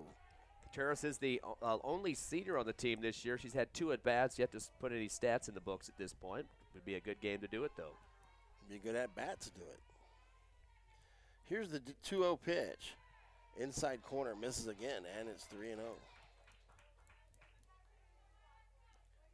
She's got a prom to go to tonight, too. She's a senior. Oh, Contreras. there you go. On the tennis courts, they're doing an outdoor prom. Yep. Making sure that they follow state regulations. 3-1 here. Definitely would be nice to have 2 wins under her belt to go to that prom tonight. It'd make for a great day. And night. 3 balls in a strike. Here's Salado. Ground ball right back to Salado. Takes it cleanly, fires over to first base, has the out. She could wear a uniform, too. They don't have to wear tuxes and formals tonight for that. Play goes 1-3. We got the heavy hitter coming in next, Edith Perez. Perez went yard on her last at-bat over the center field fence and got a walk in the first as well. They just played the train whistle on the intercom, too. I guess that's reminding people where the ball went last time. First pitch right up the middle. Salado challenging her on that one, and the count is 0-1. She also got on base back in the first inning off a walk, scored a run. So she's had 2 across the plate for her in this game. Here's the 0-1 offering inside, and it's 1-1. Tell you what, you know, having prom out on the tennis courts is something that they will remember forever. Mm-hmm. You know, they'll have certainly something to identify with. This whole year has been one thing after another to identify with. Here's the 1-1 offering. Perez going to golf this one way high. 9 irons it over to first base. Ranging over is Padilla. She makes the play. Yeah, Padilla kind of swatted at that with her glove and shakes her head yes to her second baseman over there. A little bit cocky to Villegas on that. Carissa Garcia steps in. He's got a walk, a single, also scored a run back in the first inning. Here's the right hand from Salado, fouled back just over our heads, and the count's 0-1. So Salado settled down after giving up the 3-run homer. Garcia's got a .666 slug percentage, so she definitely likes to extend the bases when she gets a chance to do it. Here's the 0-1 pitch. Ground ball left side. The ball has eyes. It's through the infield into the glove of Lena Hernandez in left field. So she goes 2 for 2 now this afternoon. That's the 7th hit for the Lady Eagles of the game. And with the runner, Out to bat for Lady Eagles, number we 15, have Dory number Negrete, 7, the catcher, pinch runner at first. Harrison. Courtesy runner, actually, as they can let the person re-enter the game. With 2 outs and a runner on first, Harrison digs in. First pitch to Cameron Harrison, lined right side. Ooh, that one's down the line, just foul. And that would have been extra bases. Now, I'll tell you, Chavez out there in right field, she definitely sprinted for that one. She thought that was going to stay in play and didn't get a chance to make the play on it, though, as it went out. I think that's the most solid swing we've seen from the Lady Eagles in this inning. She got a lot of bat on it to the opposite field. Here's the 0-1 pitch. This one's in the dirt, and the count's 1-1. Runner's going to advance to second. Slides in safely there. What? I think Caron kind of Negrete. dug herself a hole that time, literally. She kept on her knees and kind of bobbled it for a second, didn't jump up and throw to second, and that gave time for the steal. And it was almost as if her cleats got a little bit like caught, right there on the turf.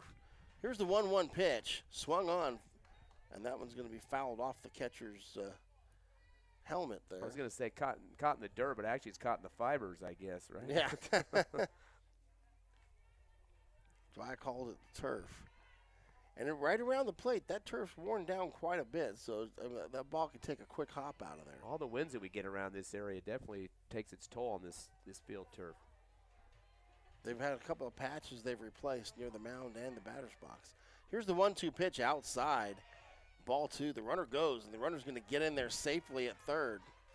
That's 2 steals for Carissa Garcia. That is Negrete, the pinch runner. Oh, that's right. Correct. I guess that's why she's in the ball game. She's definitely doing a job for the Lady Eagles. Got some speed around the bases. 2 balls, 2 strikes, 2 outs, 2 Harrison, who swings on. This one's lined foul to the right side. Harrison staying alive at the plate here. She is 7th in the order for the Lady Eagles. They're about ready to rack up their 3rd complete batting order going through the motions here.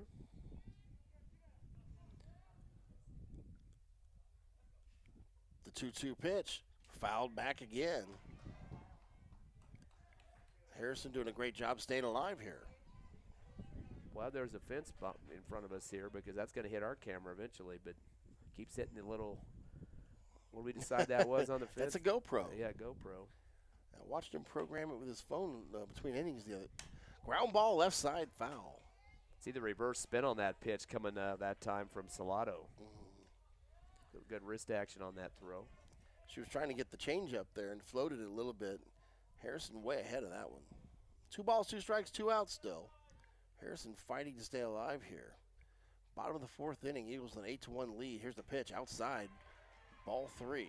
Little riser action coming from Salado, and boy, she's really working that catcher Caron in this ball game. She's had to move around quite a bit, especially the outside of the plate. Harrison digs in. This is the payoff pitch. Salado steps back. She rocks the fire, brings it. Line to right field. This one's over the head of the right fielder Chavez. Extra bases here. Harrison's at second base. The runner scores, and the Lady Eagles are now up 9-1. So 2 hits in a row for the Lady Eagles. Garcia got the single, a double for Harrison now. And now we're down to the 8th in the order as Anaya Rodriguez steps up. She's 1 of 2, single, and flew to left field. And this is actually a pinch hitter. They got Hannah Souter up there. Thirsty. I saw her dad come in today. That's what he's doing here. So Souter digs in. Salado fires right up the gut, and that's strike one. So Coach getting a lot of inserts here at different parts of this game and getting a lot of experience. And again, this is a young crew out on the field, so definitely it's a good year to get everybody worked in. Souter swings on. This one's going to be a pop-up right side. And Padilla ranges over and grabs it. That'll end the inning. One run does come in. Your score at after 4 complete is 9-1. Lady Eagles up on Centennial.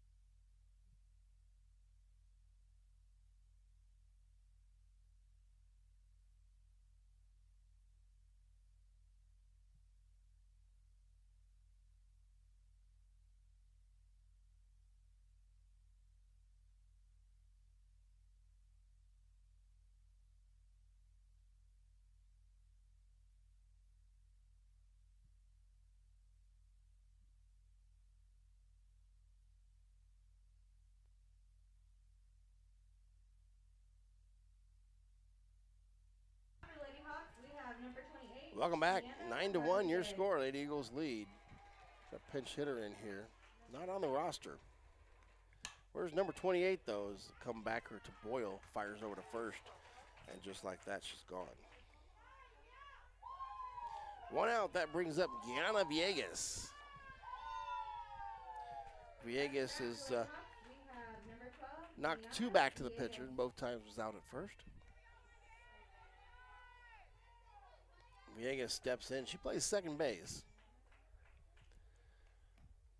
Boyle works, fires. Inside corner, called strike.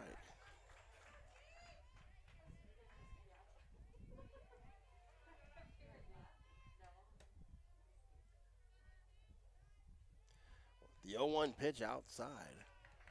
Count moves to 1-1 here.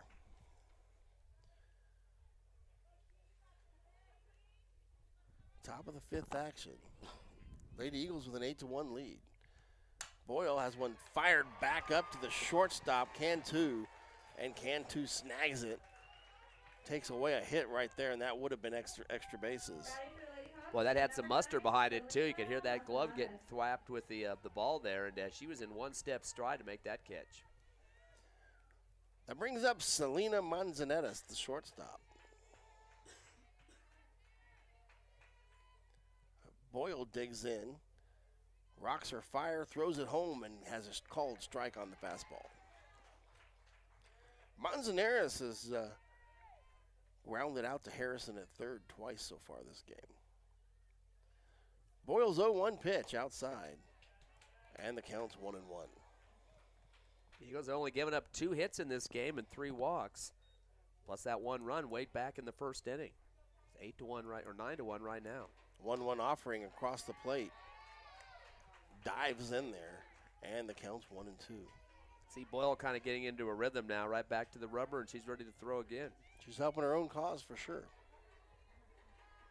1-2 pitch, swung on, and this will be in the gap in left center. Center fielder Ralston snags it, tosses into second base to Hinojos, and that'll end up being a single. So Manzanares ranges to first.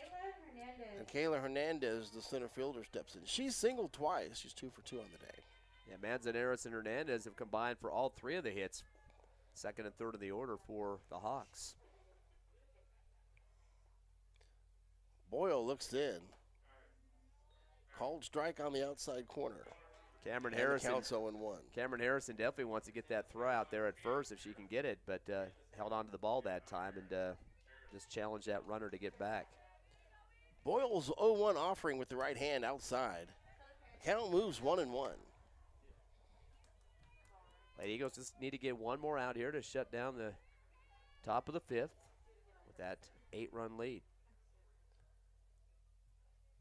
1-1 offering, grounded to Cantu, fires it over right side. Garcia has to range off the bag, but she makes an athletic play, snags it, and tags the runner for the third out. I was kind of surprised that Cantu didn't just try to run and tag the bag with her foot there for the force out, but she went with the more heavy play there and had to throw to first and brought her first baseman off the bag there for a split second. It ends the inning regardless, and it's 9-1 Hobbs over Centennial. We'll be back as we get ready to start the bottom half of the fifth.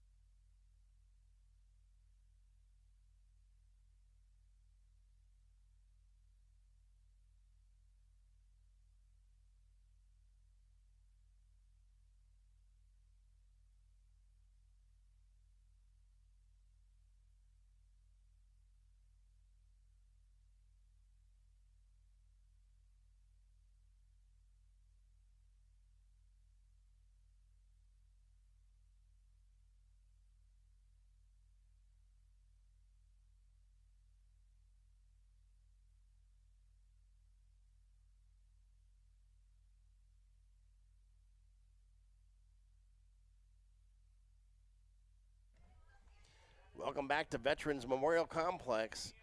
Lady Eagles up 9-1 here as we enter the bottom half of the fifth inning. Due up for the Lady Eagles, Candace Harrison, Kai Boyle, and Kylie Ralston.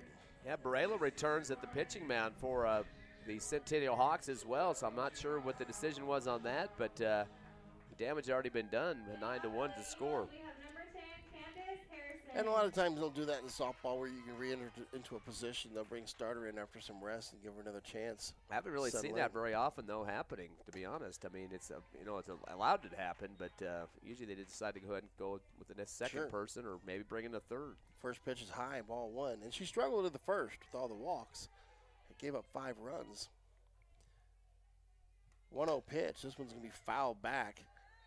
And that one's going to be high and out of play behind the backstop. Harrison tried to get on base for the first time in this game. Struck out back in the first and flew out to first as well. 1 ball and 1 strike here. Candace Harrison digs in, foul back. Ouch, that came towards us 3D style there. You flinched there, Ty. I don't have my glove with me, though. You play baseball in school, Ty? Nope, that was one sport I didn't do. I coached it, but didn't play it. 1-2 pitch high, and the count evens up 2-2. It's one of those sports that you fake as a coach, you know. You didn't play it as a kid, but you act like you knew the sport, though, when you coach it. You haven't had any of those, have you? No, it happens You all played the them all, time. right? No, I didn't. Fouled left side. I can guarantee you I didn't play softball. Count stays 2-2. You can fake kids out, though, sometimes, can't you? You want to believe that. 2-2. What about in the classroom? Count moves 3-2 on the ball inside. No comment on that. Kids are smart. Tell you this, what I did play I wasn't good at. The 3-2 pitch, fouled back almost into the GoPro again. Count stays 3-2. Candace Harrison's the last at bat and would round out the order for the third time in this game. So Hobbs has gotten through a lot more batters than the Hawks have at this point. That's the 9-1 score.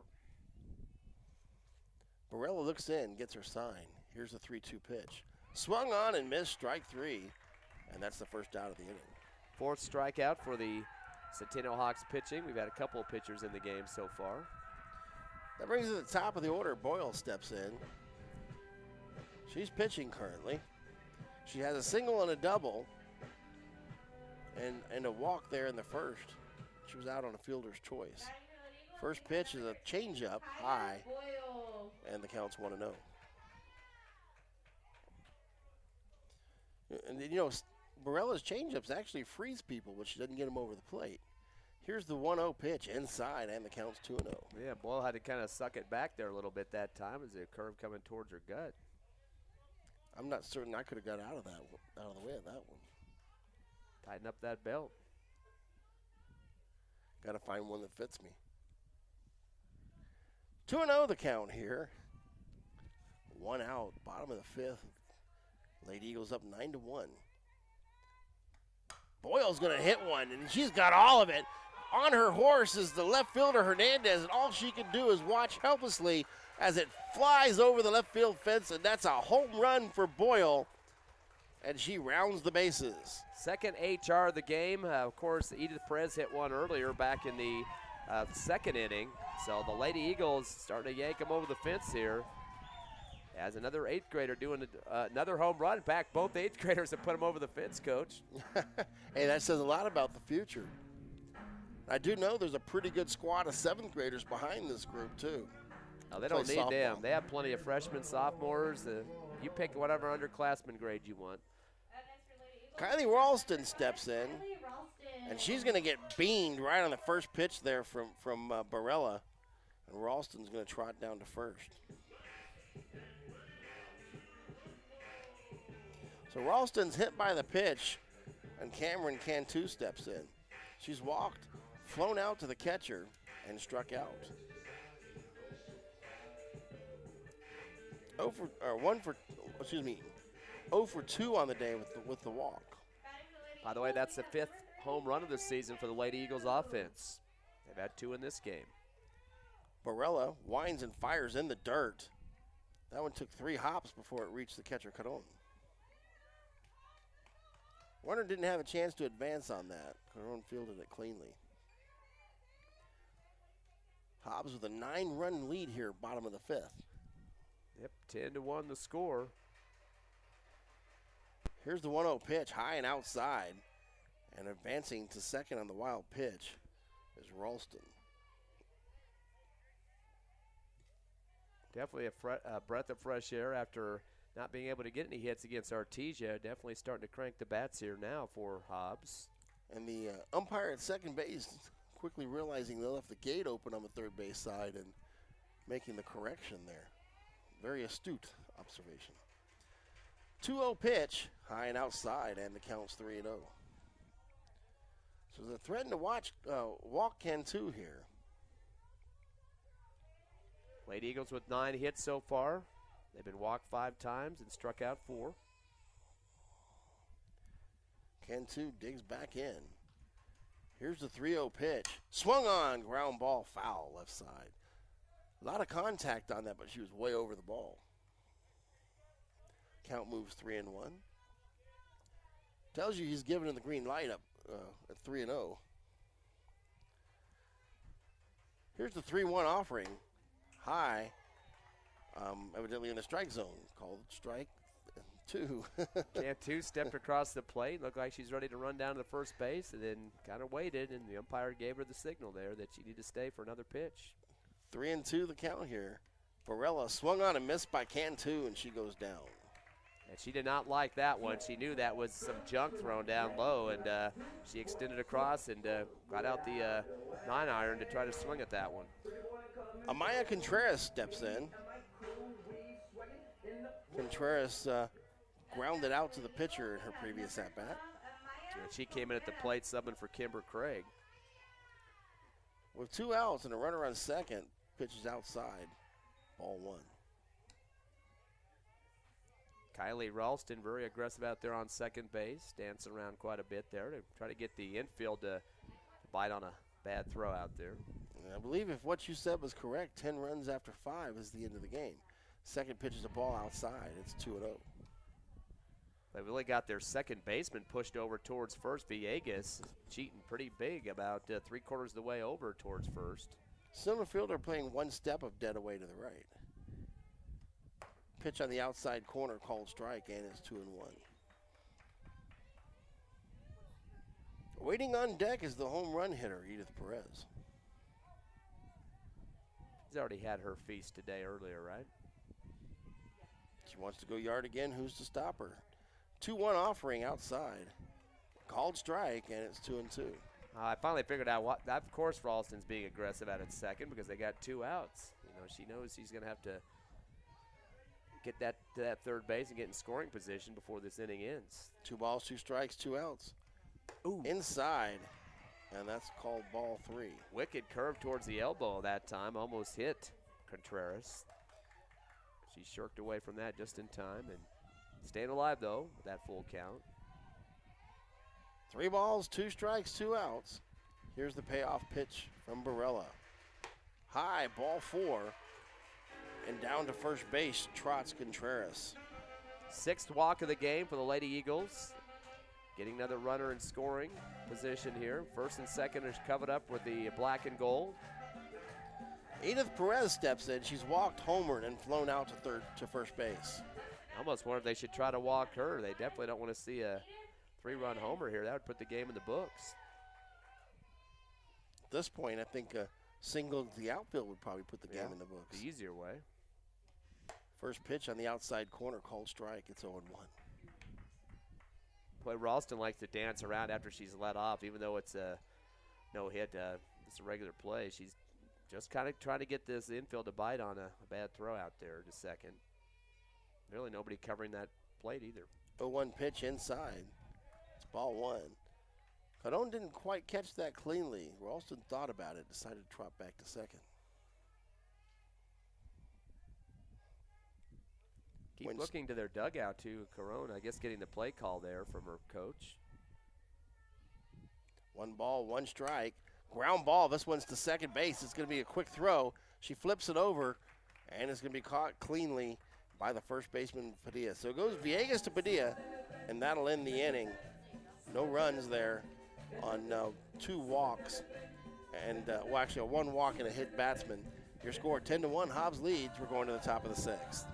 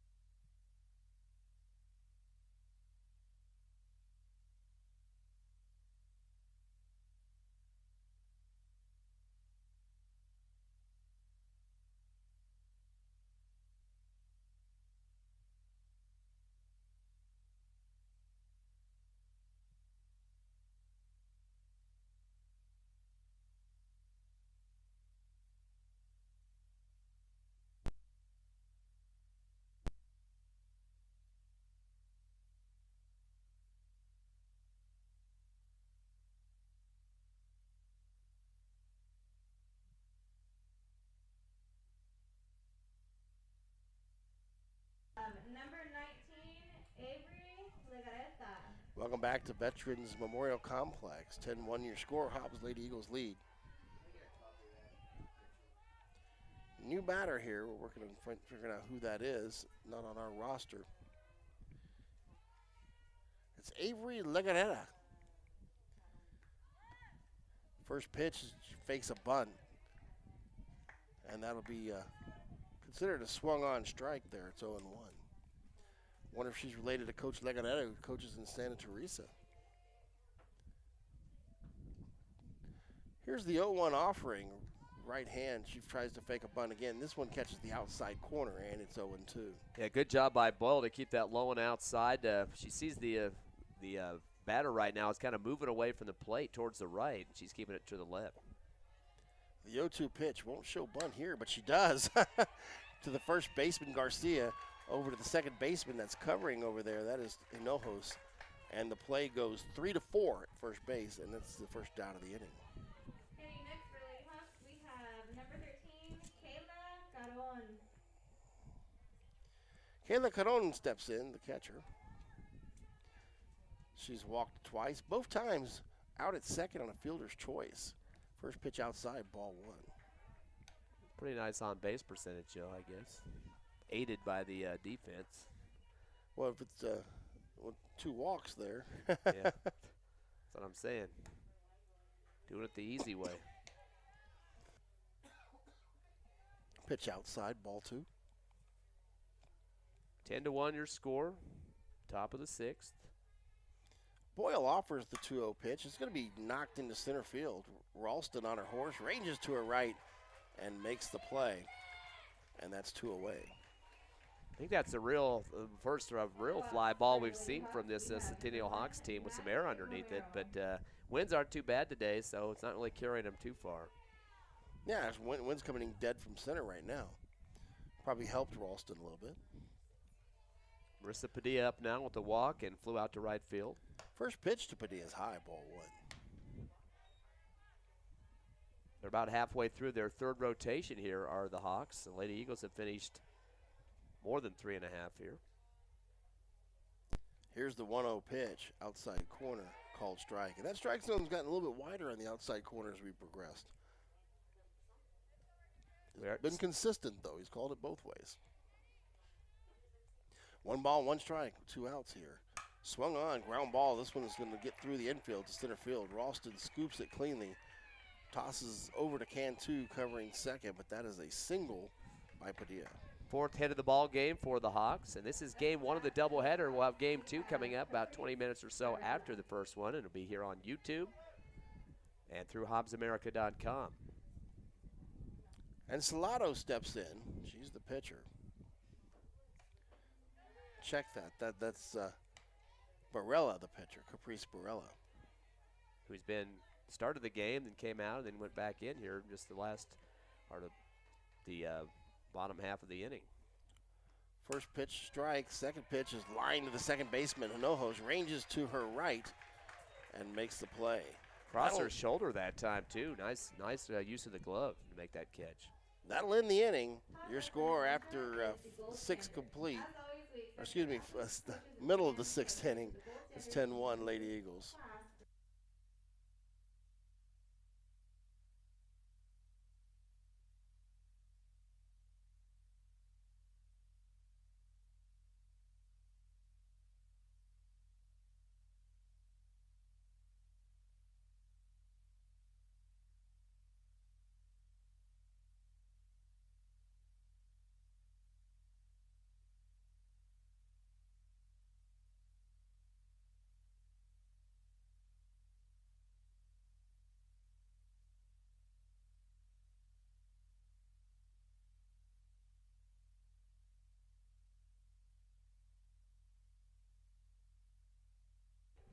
Welcome back to Veterans Memorial Complex here at Hobbs. Ty Friend, Coach Brian Coltrane with you. The Hobbs Lady Eagles lead 10-1 over Centennial in game 1 of the doubleheader. As we go to the bottom of the 6th inning, we'd like to thank our sponsors of Hobbs Sports this season on YouTube, including TDS, Lee County State Bank, A-Tech Air Conditioning, Thriftway Grocery, Forest Tire, Bobby Shaw Realty, First American Bank, Lasco Construction, Gateway Insurance Financial, Devon Energy, and Robinson and Associates. Again, our Hobbs Lady Eagles softball sponsors as we continue here. Game 5 of the Lady Eagles season, trying to get their first win up by 9. Lady Eagles are sitting up. Carissa Garcia, the first baseman, Cameron Harrison, followed by Naya Rodriguez. Carissa Garcia, 2 for 2 with a pair of singles, couple of stolen bases, 2 runs, and a walk. Boy, she's got all the numbers in this one. Bottom of the 6th here. Barella's first offering is going to be a changeup high, ball 1. She kind of flicked that up in the air. I think the little wrist kind of pushed it up at the last second. What's happening? She's holding on to squeezing the changeup too long, not releasing the fingers. Now she's looking at her coach in the dugout to try to get a new play call here. Pitch swung on the outside corner and missed at strike one. 1-1. That ball took a quick dive there as it came towards the plate, and it got Garcia underneath it. Garcia was licking her chops at that one, then it kind of just moved away from her. 1 ball and 1 strike. Fastball fouled back, and the count's 1-2. Man, that barely hit the tip of her bat that time. I think she might have lost sight of that and still got contact, though. Wind's picking up just a bit, but nothing to cry about here. It's a beautiful day. Some cloud coverage, keeping the too. temperature nice for sure. Here's the 1-2 offering. And changeup is going to be a little dribbler fielded by Caron. She's going to throw it off her back and into right field. That'll give her first base. That might have hit the arm of the first baseman that time, Padilla, because there was a ricochet or maybe a glove or something. Hit the runner. Yeah, it could have hit the runner, too. Yeah, as Garcia was ranging to first base, it kind of hit off of her left shoulder, floated into center field. It'll be a single. You're going to give him a single on that one? Yeah. Or throwing error? At that point, the play was going to be close. We have number 7. I would lean towards an error on that, but we can argue till we're blue in the face, Coach. Neither one of us actually count. First pitch to Harrison inside, ball 1. Cameron Harrison, the catcher, she's walked, she's doubled, and she struck out. Garcia will remain the runner at first. She represents the game-ending run. Next pitch low inside. It's ball 2. Lady Eagles up to 10 hits now, double digits, just like the score, 10 points or 10 runs on the board. They got a runner on with no outs. The 2-0 pitch, line right side, out of play. Ranging over is the right fielder, Monet Chavez. She can't get there. Yeah, she's been putting a lot of effort to get out to those, even on the fly ball. Is definitely not standing around out there. Definitely taking off after any type of contact. Sun's starting to dip behind the clouds a bit. Give them a little bit of break from the sun out there. Wearing these hot black uniforms, I probably appreciate it. Here's the 2-1 pitch inside, low, and it's ball 3. Good eye there from Cameron Harrison. Again, we're looking for just one run here, I believe. That should put the game in the books. Question is, do we just bunt and move the runner over to second, put him in scoring position, and try to bat her in? Here's the 3-1 pitch, ground ball, third base. And it's going to take a big hop. A third baseman has to jump up to try to even knock it down. That is Alina Hernandez. Hernandez can't quite come down with it. And that'll end up another one of them questionable calls. I'd give her a single just because that was such a hard play to make there. I'm not going to argue with you on that. So runners on first and second, and that brings up Rodriguez, I believe. Eagles to 11 hits now after that one. Bunt.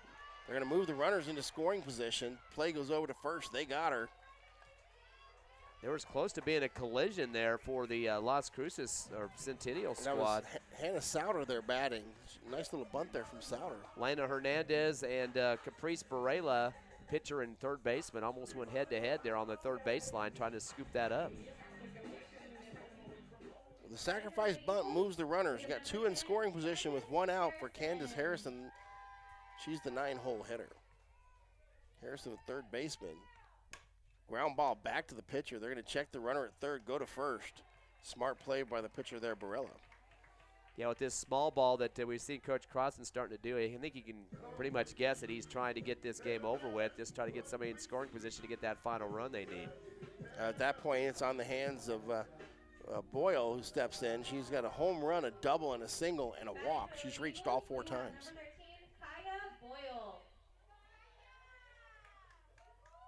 Barella is very familiar with Boyle's exploits today. Barella throws the first pitch outside, ball 1.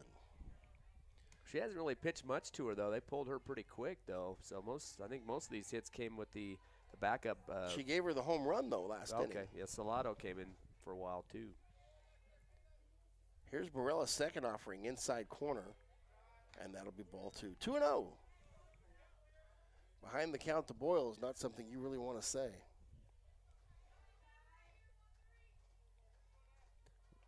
You know that Boyle's really licking her chops here. This one's high, ball 3. Does she have the green light at 3-0? Brothers waiting for it here on the first base coaching box. Assistant coach of the Hobbs Eagles. Outfield should probably be in to try to prevent the run from scoring here. They are not. Here's a 3-0 pitch. And that's going to be inside, ball 4, and Boyle's going to trot down to first. 7th walk issued to the Lady Eagles. It's the second for Kaya Boyle. And now we got a lefty stepping up. We'll add a little bit of dimension to this. It's Kylie Ralston. Ralston hit into a fielder's choice, singled, flew out to the catcher, and then was hit by a pitch. Yeah, if hit by a pitch would get the run that the Lady Eagles needed, as Hobbs will send in a pinch runner onto the field now. And that's Young, another freshman, seeing her first action out on the base paths. And really, the outfield should be in because at this point, a single wins it. So Marissa Young now at first. All bases loaded here, as you mentioned. 10-1 lead, Hobbs by 9. Bottom of the 6th, slated for 7 if we go that far. Barella asking the coach, hey, what do you want me to throw here? Come on. We got the catcher making signals. She's standing up behind the plate and was showing 22 or something. I don't know what she was trying to get the first pitch outside, ball 1.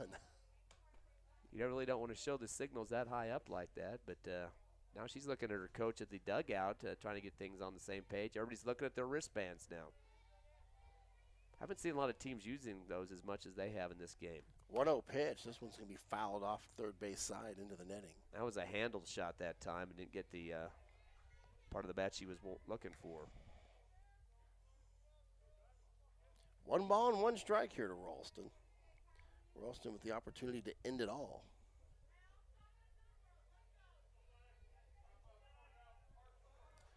Ralston, the lefty, digs in. She's all the way up on the box on the line. 1 ball and 1 strike. Pitch outside. Called strike. It's 1-2. Maybe they got rid of the mercy rule, though, because of the shortened season. They don't want kids to be short in their games, right? You're not praying for that, are you? Doesn't matter either way. We've got all afternoon. Pitch Ooh. Outside. She checks her swing. She holds it back. It's 2-2. Yeah, good decision by Ralston. That was some junk outside, a little high there to see if she'd reach across the plate, and she stood solid. Flinched a little bit, but kept clean. 2 balls, 2 strikes, 2 out to Ralston. Here's the 2-2. Foul back. And it's off the hand of Caron. Caron's trying to get feeling back in her fingers. That's never fun. Pitch is about the same spot it was prior to that one, kind of high and outside, but Ralston biting. Kept herself alive. When you're down 2-2, sometimes you swing at something that's not the best pitch just to make sure it's not a called strike 3. Staying in the game. Still 2-2. Barella rocks and fires. She checks again on the outside, and it's 3-2. Dangerous on that one. Very dangerous. I thought he was going to go with the final pitch on that one and bring her up. So everybody should be going here. 3 balls, 2 strikes, 2 outs. All the runners will be moving on this pitch. A walk would end it here, too. Here's the 3-2 offering. Swung on, line to right field. It falls on the line, and that'll do it. Wait a second. They haven't made a signal yet. 2 runs are in. Wait a sec. The Hobbs crowd is clapping a little bit, but everybody's looking around here. Whoa, they might call a timeout. The umpire behind the plate, I think, is going to call in his other ump over there, and they're going to have a discussion about that. I think you were right. It did look like it hit the line. Right on the line. And now we have to wait for the committee meeting. With only 1 run would count, though, because it would shut down the Mercy. Yeah. Oh, they're calling it They're out. calling it a foul ball. Ouch. Wow. The umpire keeping his head down as he gets back behind the plate because he knows he's going to hear from the Hobbs fans. So all the you know runners, what? It's been quiet. They actually, they put everybody back. Maybe they're just now figuring it out, but Ralston back in there with a full count. With only 1 other ump out there between second and third, is he really able to see? It was the home plate umpire's call. But you're talking to the other ump about it, trying to get some help. But it's tough to do from the opposite side field. Either way, we'll call it a long foul ball. Here's the 3-2 pitch outside. He calls it strike 3. So wow. Well, top of the 7th coming up. Well, coaches have masks on, so you can't read lips, so we'll keep it at that. I'm sure they can read something else. Now with a 10-1 lead, you already got this one in the books. I hear you. Nobody's complaining. We'll just move on. We'll be back in just a few moments for the 7th inning.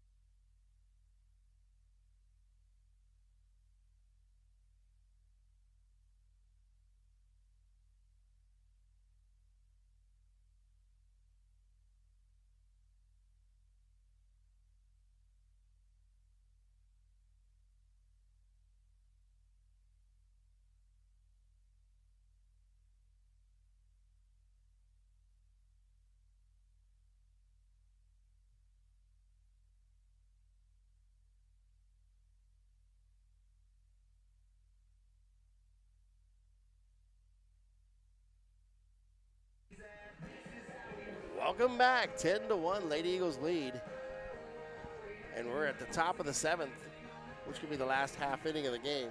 Hobbs no need to bat in the bottom of the 7th unless they score the 9 runs here to tie it up. Yeah, they sure as heck were knocking at the door there. It had the hit out towards the first baseline out in the right field, but unfortunately was called out and then the strikeout to finish up the inning. Yeah. Number 11, Elena Hernandez steps in. Started off in left field, now she's at third. Boyle rocks the fire, brings it, and it's going to be lined down with third base side just out of the reach of Harrison, and that'll be a single. She looks for 2, doesn't want it, as the throw comes into Hinojos. First hit of the game for Hernandez. That's 5 now for the Hawks as a team. And they go to the bottom of the order. This is only the 3rd rotation of all their batters, so Hobbs well ahead of them. Hobbs has gone through 4 times and a half so far. We have number 16, Monet Chavez. Monet Chavez, the right fielder. She's the one that's been hustling out there after all those balls. Grounded out to third and flew out to the pitcher as well. There are 2 at-bats. This one's a ground ball. Hit sharply at can 2. They're going to turn 2 here. Over to Hinojos, over to Garcia. They got it. 6-4-3, double play. I tell you what, they turned that double play quickly. That's right. We're here in the 7th. That means they've got to at least get 9 runs to get this tied up, but it doesn't look like that's going to happen in this game 1. 2 outs, probably not.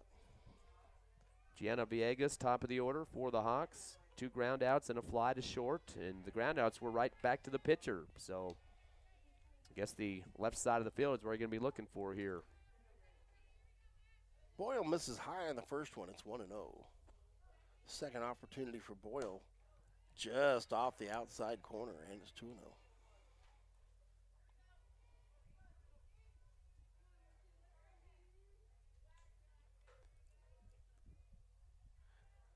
Boyle brings the next pitch. It's going to be swung on, fouled back into the netting. Moving the count to 2-1 here.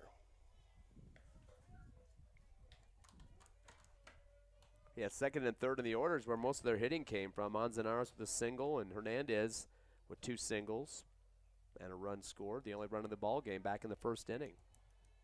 Villegas, the second baseman, steps in. Boyle sends one right there. It's going to be lined to left field and taken cleanly by Craig out there in left field, and that'll end the inning.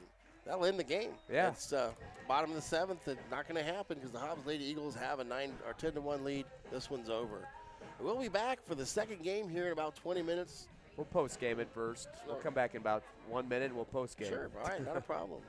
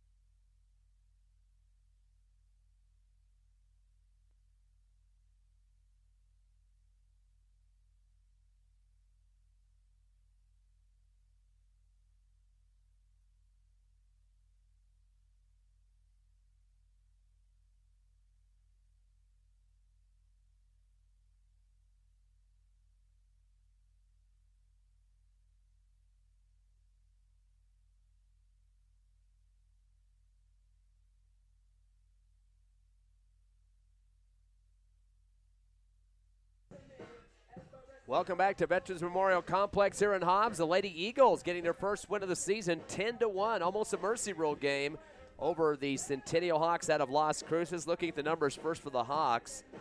They did have a couple people getting hits in this game. Kayla Hernandez went 2 for 3 with a pair of singles, also a steal and a run scored. After her, it was Selena Manzanares, 1 for 3 at the plate. She got a single. Marissa Padilla went 1 for 2 with a single, also a walk. Elena Hernandez was 1 of 2 with a single. And that's about it for the hitting for Centennial. They finished up with 5 hits in the ball game and were walked 3 times. On the side of the Hobbs Lady Eagles, a bunch of people involved in this one. Kaya Boyle, she had 3 for 3 hitting in this with a single, a double, and a home run and a run scored, plus 2 walks. So she was on base all 5 times that she came up to the plate in this ball game. Great game for this 8th grader. Kylie Ralston went 1 for 4. She had a single, also a stolen base. A couple of stolen bases in this game. Edith Perez hit a homer, a 3 RBI home run, scored a run herself on that. Scored a run after getting a walk in the first inning and went 1 for 3. Carissa Garcia, another big game too. She went 3 for 3. Walked first in the first inning with a run scored and had 3 singles after that, 2 stolen bases and a run as well. So big game for Carissa Garcia. Cameron Harrison went 2 for 3 with a single and a double plus a walk, so she was on base 3 of 4 times. Anaya Rodriguez went 1 of 2. She was a single. And that's it for the hitting for the Hobbs Lady Eagles. They finished up with 11 hits in this game, were walked 7 times, and struck out 4. Actually, correction, that is 5 times, or 6 times they struck out in the game at the plate. So the Lady Eagles getting the 10-1 victory. Again, close to a mercy roll, but kind of a controversial call there in the 6th inning. The ball went down the first baseline out in the outfield, but they said that it was out, and then they struck out in their last pitch. But still, big win for Hobbs. And, Coach, big win for Hobbs because that was their first win of the season. Came in 0-4, and were down early 1-0 in this game. Came back and tied it up and took the lead. And, of course, Las Cruces went through 2 pitchers, almost 3 if they would have not brought back their original. But they had some issues with the Hobbs Lady Eagle hitting, and it was good to see after last week's loss to Artesia where they had no hits. This was a big turnaround for them. And the nice thing is you get that first win under your belt, and you learn to win. At this point, they're going to be a lot more confident going forward. So 10-1 the final here in Game 1. We're going to go to Game 2 here momentarily, about a 15-20 minute break. We'll come back here on YouTube as the Lady Eagles hook up again against Centennial. Stay with us live on YouTube and HobbsAmerica.com.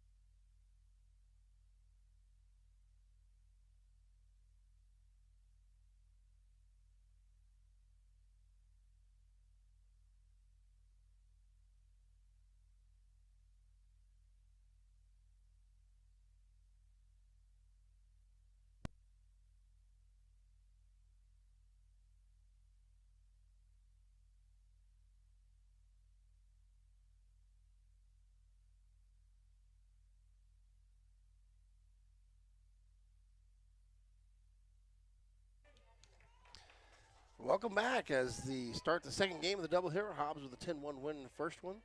On the mound for the Lady Eagles, number 8.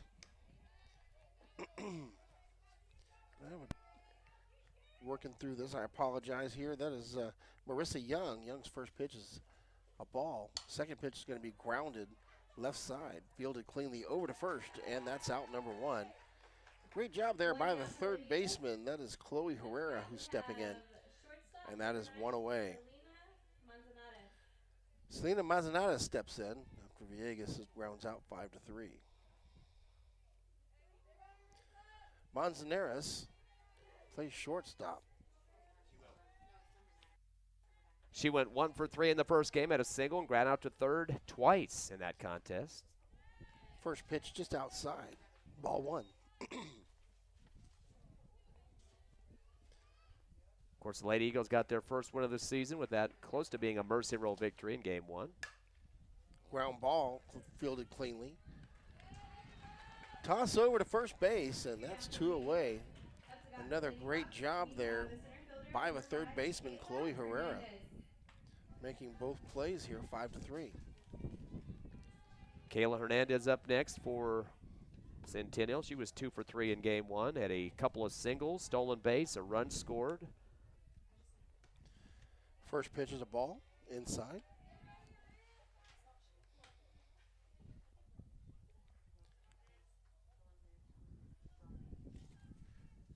The 1-0 pitch with the right hand outside. Looked like it was a changeup that got away from her. And that'll end up being ball 2. Little wind picking up here at Veterans Memorial Complex for game 2. Hobbs will be on the road in Las Cruces next Thursday. Top of the first action here. Changeup across the plate, and it's 2-1.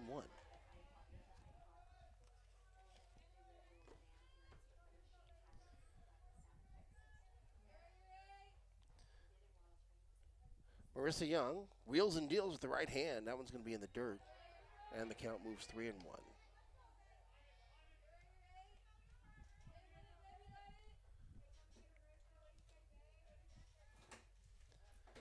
With 2 outs, the 3-1 pitch. This one's going to be a changeup, and that one's right across the edge of the plate.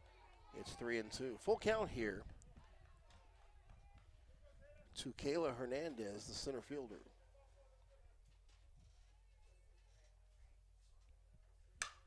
Hernandez is going to line a shot out to left field. Craig's going to come up with it, throws it to second, and they hold her at a single. Yeah, in the last game, it took to the third batter for them to get a hit. That was Hernandez again, so she's continued to do a pretty decent job. 2 for 3 in that game 1, and now 1 for 1 in this one. So she's definitely one of their go-to hitters for the Hawks. First pitch, changeup, inside, and that's called strike. This is Rogers. She ground out to third. Also got on due to an error in game 1. Rogers watches the second pitch. It goes low, and the count evens up 1 apiece.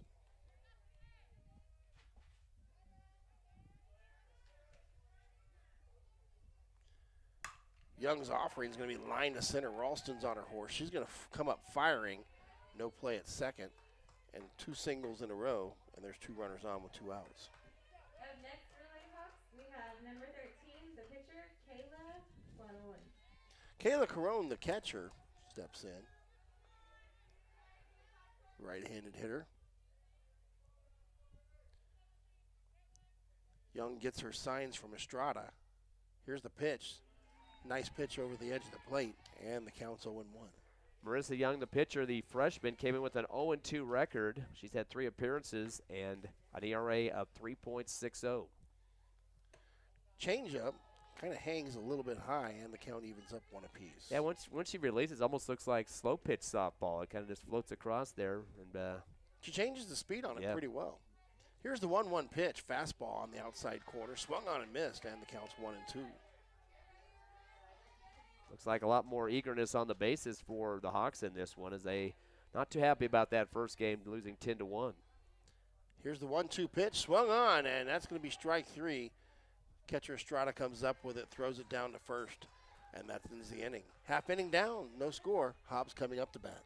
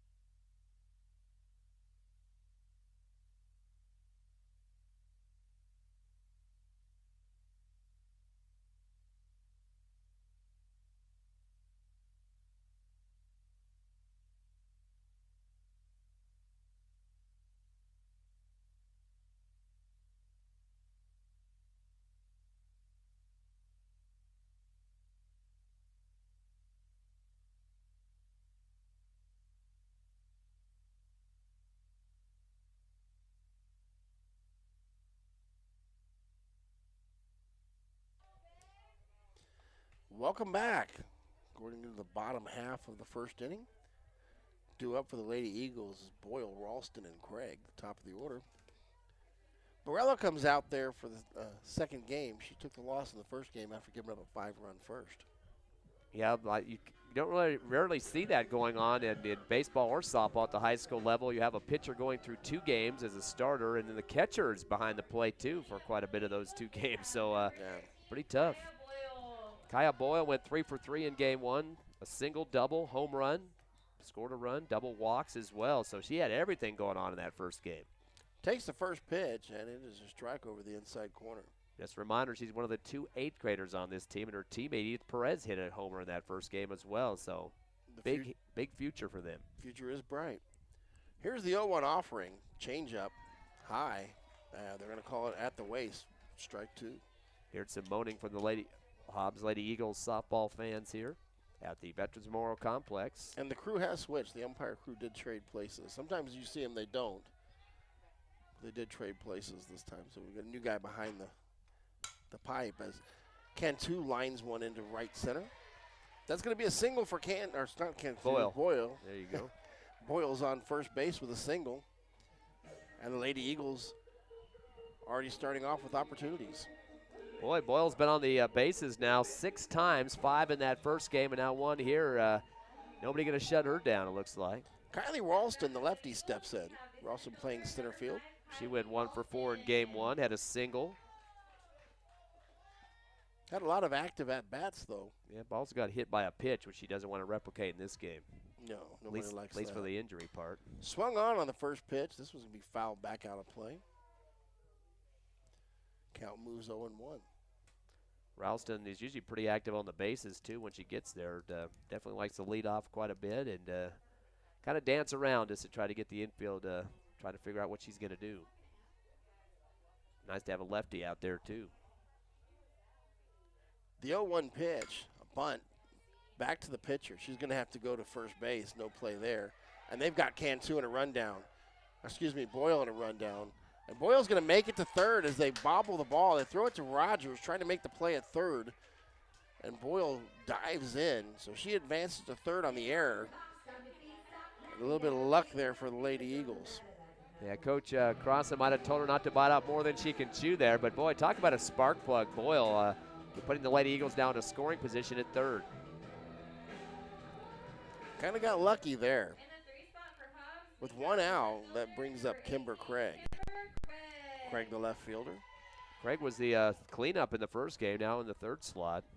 And she had a 0 for 2 first game, not really what she wanted, but a walk in that contest. And was hit by a pitch her first at bat. Scored a run after that as well.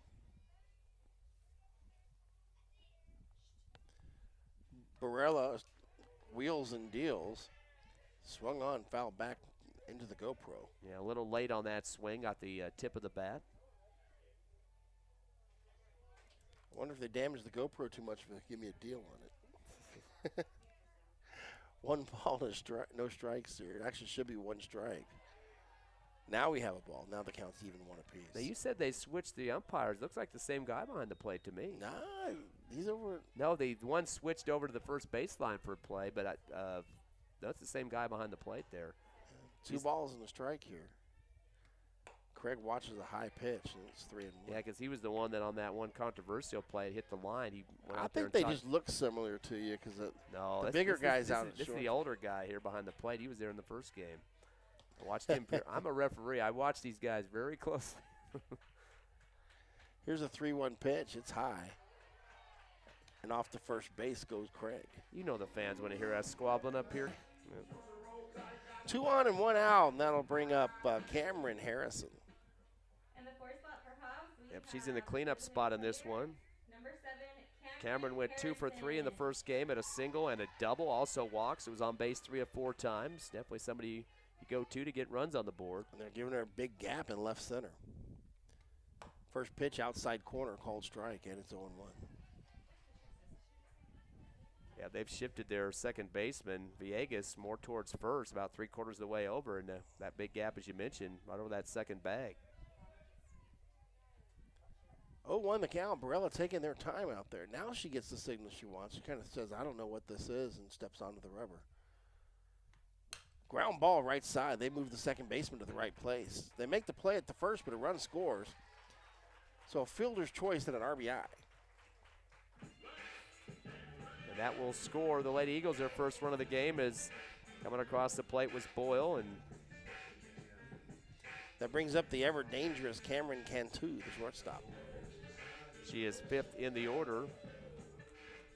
Man, in the first game went 0 for 4, was struck out 3 times in that game and walked. And, of course, we were talking how she's one of the biggest sluggers on this squad and definitely likes to get those extra base hits, but had a little struggle there in that first game, offensively at least. Cantu has a runner on second trying to bring home. Ground ball down the left side. It's hot shot, but foul. Almost taking out Coach Crossland on that one. Crossland showed a little bit of maneuverability and dancing ability, too. Getting some words for his base runners now. Craig at second. No balls and a strike here. Change up high. 1-1. That was helmet high that time as Cantu had to kind of duck down underneath that one. Cantu digs back in. It's 1-1. The offering inside. They're going to call that a strike. Cantu kind of tried to move out of the way thinking it was close. She's got that long ponytail in the back braided up, too. You can use that as a second swing if you need that. A ball and 2 strikes here with 2 outs and a runner on second. Pitch is going to be ground ball to short. Cantu's on her horse. She's racing down the line. They're going to get her as Manzanares makes the throw over to the first baseman, Padilla. That's in the inning, but damage is done. Hobbs gets 1 run, and they're up 1-0. We'll be back with top of the second action in just a moment.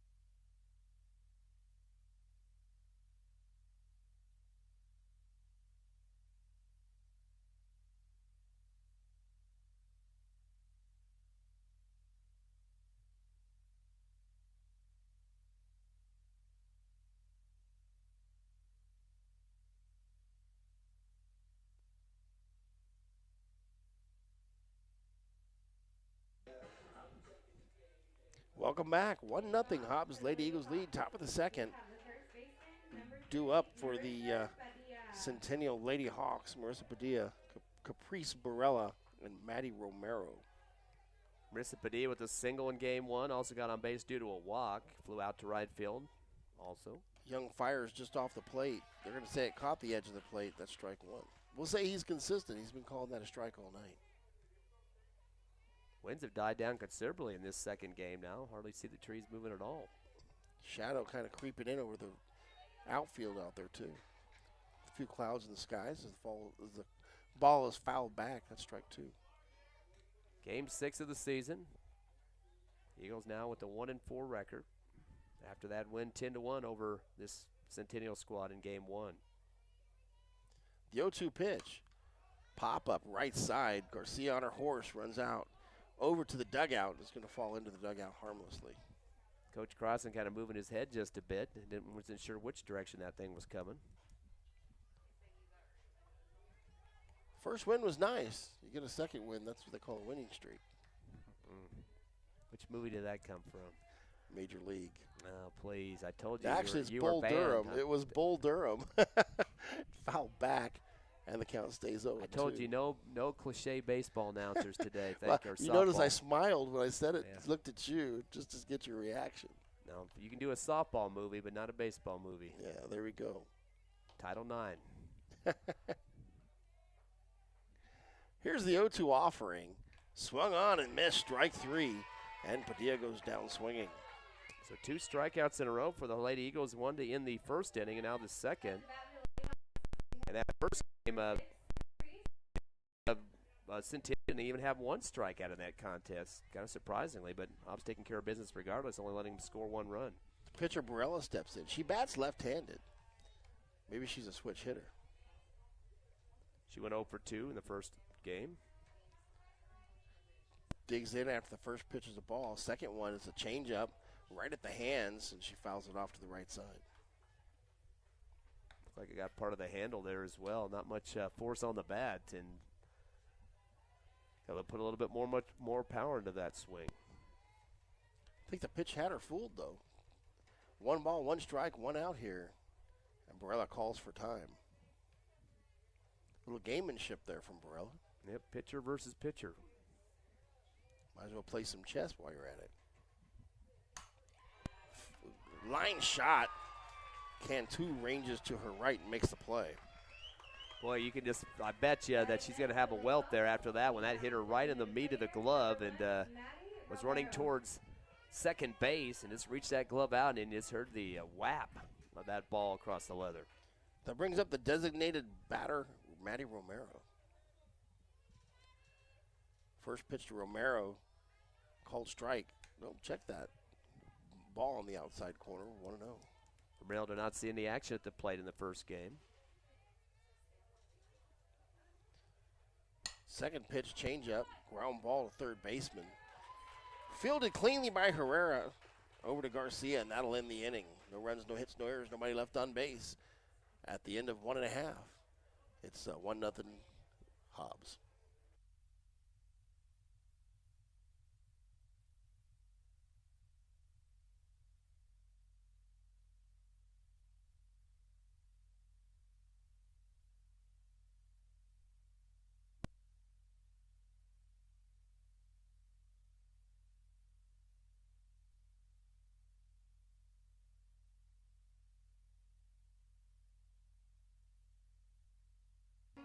We're back live at Veterans Memorial Complex. Ty Friend and Coach coming in too, Brian Coltrane, as the Lady Eagles lead 1-0 as we go to the bottom of the second. I'd like to thank our sponsors of Lady Eagles softball this season on YouTube, including TDS, Lee County State Bank, A-Tech Air Conditioning, Thriftway Grocery, Forest Tire, Bobby Shaw Realty, First American Bank, Lasco Construction, Gateway Insurance Financial, Devon Energy, and Robinson and Associates. And Coach, this week's going to be a big baseball week for us on YouTube and the radio, of course, with the state basketball tournament. Hobbs Lady Eagles should find out tomorrow their #1 seed. We'll have that coverage coming up on Cool 95.7 and not YouTube, but Cool 95.7. We may get YouTube on maybe the first or second game. We'll see.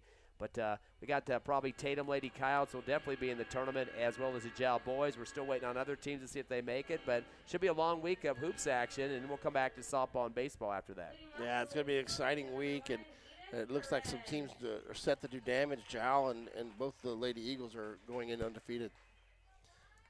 First pitch is going to be lined down the line, fielded cleanly by Rogers over to the first baseman, who has to apply the tack as she got pulled off, and Edith Perez goes down 5-3. In case you weren't with us in game one, Edith Perez, the 8th grader, cracking that bat quite a bit in that first game. She was 1 of 3, but hit the 3 RBI homer, scored a run, and also had a walk with a run after that too. So 2 big 8th graders showing up some good stuff today, Boyle and, of course, Perez. Here's Carissa Garcia.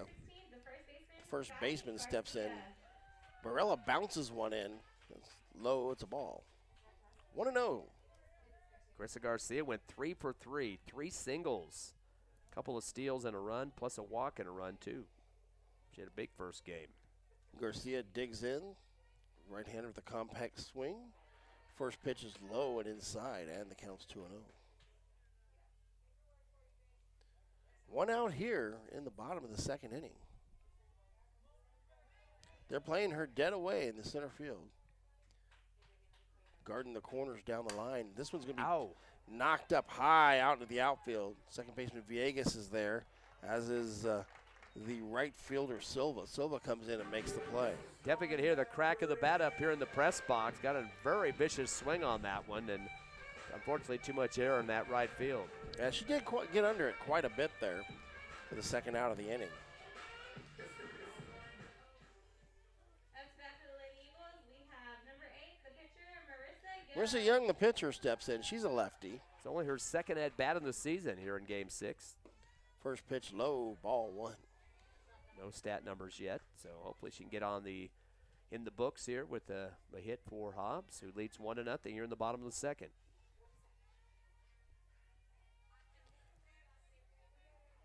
Caprice Barella gets back on the rubber, steps back, rocks the fire, and throws. Fastball outside, called strike, and it's 0-1. Yeah, Barella was subbed out of that first game, so you kind of wonder how much innings she'll have to be able to throw in this game.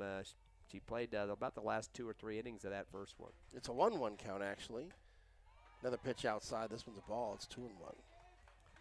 Karen out there at the catching position behind the plate really leaned out to the left and kind of tried to get the ump to bite on that one to hit the outside corner. But two games behind the plate as a catcher, it's a long trip home on that bus.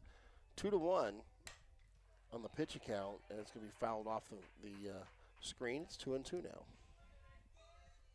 Same be said for the umpire, too. Usually they like to get out of that crouch for at least a game, but he's sticking it out for Game 2 as well. Ironman umpiring. 2 balls, 2 strikes, 2 outs, and the pitch is outside, making it a full count. So Young's worked the count full here. And she's crowding the box on the line, too. No runners on the bases, so she would be the first to get on here. Barella checks her wristband, steps up to the rubber, steps back, steps off, and fires. This one's going to be fouled back. Carone tries to range over and get it, but does not have the speed to get there. And that's a foul ball, and we'll continue with a 3-2 count.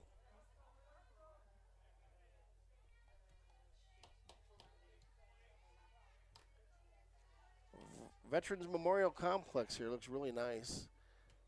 Beautiful day. Lots of sponsors around the outfield. Here's the 3-2 pitch. Ground ball, third base side. This one has eyes, gets through the infield. She rounds first, and she checks the left fielder, decides not to go. And Marissa Young has a single for her first hit of the season. Yep, definitely what you want to see, and looks like they're going to bring in a pinch runner for her to check on, and that will be, give me a second here to see, Briseis Armendariz is on there. She's a second baseman, left fielder, and a freshman, so we saw her some action in the first game. Does have some speed out there, too. Chloe Herrera, the third baseman, steps in. She made a couple of good plays last inning. 2 outs and a runner on first here. Hobbs trying to get something going. Pitch on the inside corner, called strike, and it's 0-1. Herrera not even showing in the stats for the season, so this is her first at-bat of the year. Coach trying to show a little depth here in the second game. Definitely a young crew, get as much experience as possible. 0-1 pitch outside. They're going to go down to first on the throw. Cadone thought she had her. Throw was not in time. Come to think of it, Brian, I think in the first game, I don't remember there being one throw down from the catcher in that whole contest. Not one. She thought about it once, and you had a little discussion about it, but never actually occurred. 1 ball, 1 strike here. Carone sets up on the outside part of the plate. Here's the pitch. Swung on, and this one's hit high into center field. 3 players on, and the center fielder, Kayla Hernandez, makes the play. That'll end the inning. No runs on 1 hit, 1 left on. At the end of 2 complete, it's 1-0 Hobbs. We'll be back for third inning action in just a few minutes.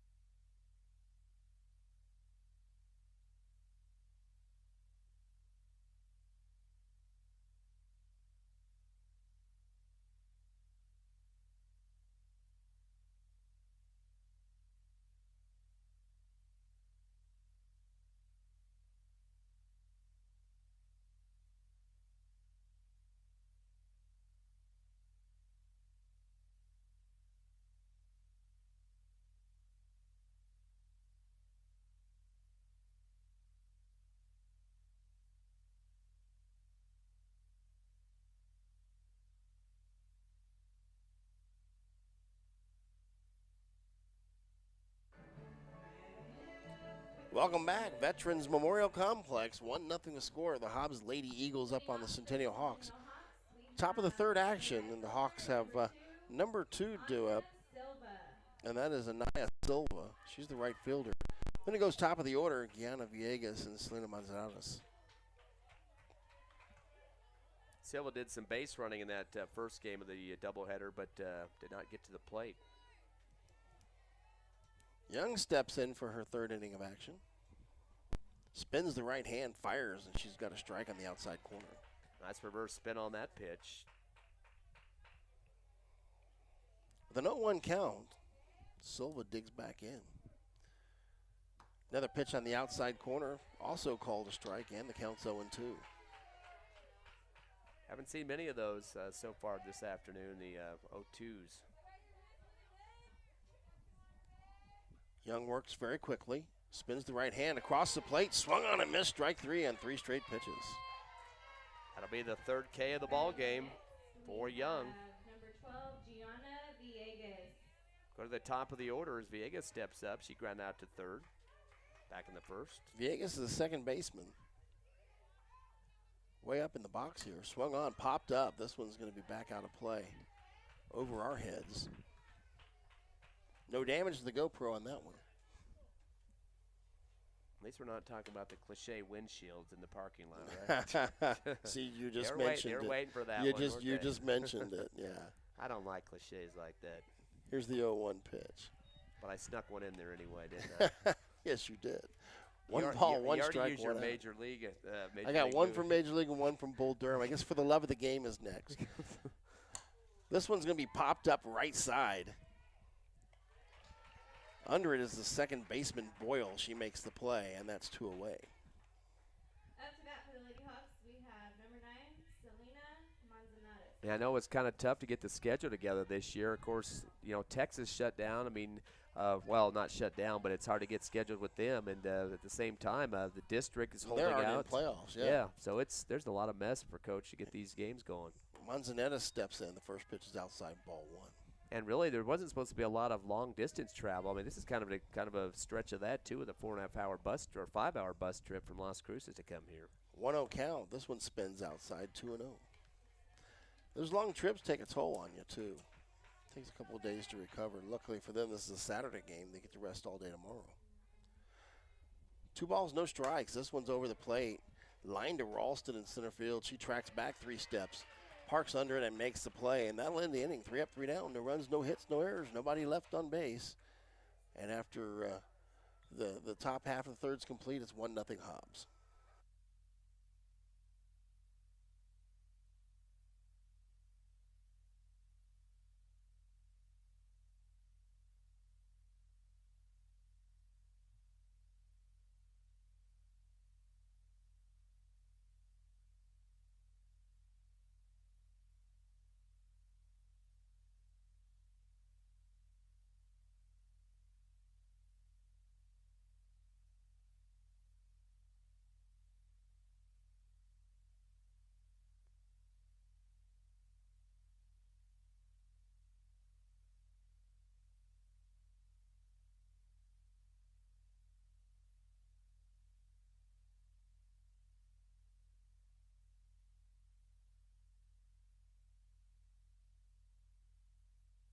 Welcome back to Veterans Memorial Complex. The Hobbs Lady Eagles leading 1-0 over Centennial as we go to the bottom of the third.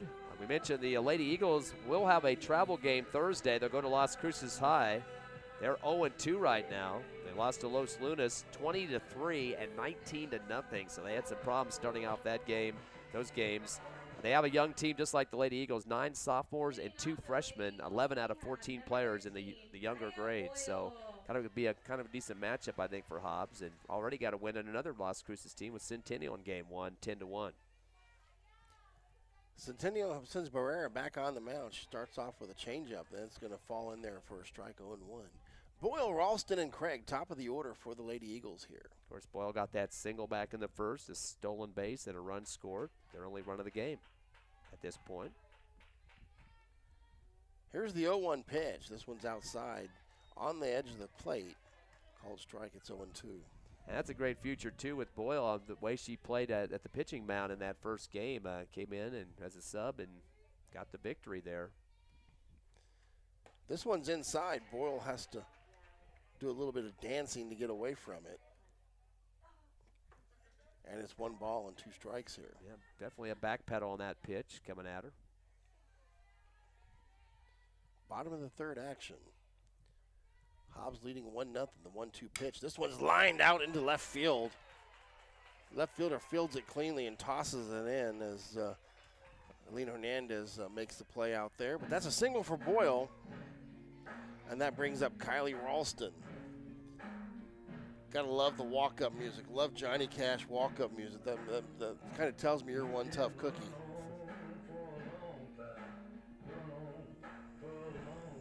Ralston would like to keep this one away from the pitching mound this time. She grounded out there to Barela in the first at bat, back in the first. Playing everybody just about straight away. I'm seeing a lot of shifting here. First pitch line back over our heads and out of play. Got that off the handle, right in the middle of the handle that time, and she still took a jog up the first base line for good measure. Ralston picks up her Louisville slugger, and she's ready to go. No balls and a strike here. Looks like they're sending a pitcher to the bullpen right now over there for, nope. Yep, there she goes. She's out there warming up. Bunt from Ralston is a pretty one. She lines down to first, and she makes it. She's safe with a single. Bunt single down with third base line. Good job there for Ralston. I think Coach Crossan just wants to get runners on the bases right now with a slim 1-0 lead. And, of course, the Lady Eagles were trailing 1-0 in the first game, but really started unloading as they put 5 runs down in the bottom of the first, 3 more in the bottom of the second to go up 8-1 in that first game. So you start to get the runners on, those runs are going to start to mount. And with 2 on, it brings up the heart of the order. Kimber Craig, the number 3 hitter. She got on with the walk back in the first. First pitch is a ball. Craig gets back in the box. Chance to move the runners around here. 3 hits so far for the Lady Eagles. Make it 4. Pitch is high. Called ball 2, and it's 2-0. Boyle with 2 singles. Ralston just picked up that bunt single, as you mentioned, and Young, the pitcher, with a single. 2 balls, no strikes. Boy, Barela taking a long time. She stares at her coach in the dugout and now checking her wristband for the play call. She finally has it. Fires outside. Called strike, and it's 2-1. This umpire crew loves that outside strike zone. He's calling them about 5 to 6 inches off the plate, but every time for both teams. So it's pretty consistent. 2 balls and a strike. Swung on, ground ball. This one's the shortstop. She's going to go to second and get the force. Throw over to first, not in time. Boyle thinks about it, decides to stay at third. So fielder's choice there. I think Ralston kind of went pretty hard at the bag there to second. She knew that that chance for a double play and kind of tried to take out that second baseman, Villegas. Not physically take her out, but at least give her some commotion there to delay that throw to first, which did happen. Gives enough time for Craig to get there. So now you have runners at first and third with Cameron Harrison, the cleanup hitter, stepping in. Harrison, that fielder's choice, got an RBI to that there in the first inning for the Lady Eagles' first score. Barela digs in. This one's high, ball 1. Barela keeps looking over to third base. Rogers isn't even keeping her close. A lot of time stirring at the dugout, too. This team is very consistent on that, getting coaches' orders there, which I haven't seen quite a bit in the last few years with these teams. I haven't seen many plays on the wristbands. Pitch way outside. Cadone does a good job hauling it in, and it's 2-0. Of course, Lady Eagles have been to the state playoffs 16 years. Of course, last year was the asterisk because of the season not finished, but Coach Crossan pretty proud about the program he's built here in Hobbs, here at the complex, and throughout the town in terms of getting kids ready. 2-0 pitch, high and outside. That's ball 3. Barela's risking loading him up with Eagles here. I don't remember having a 3-0 count today so far for either team. Yeah, we've had a couple.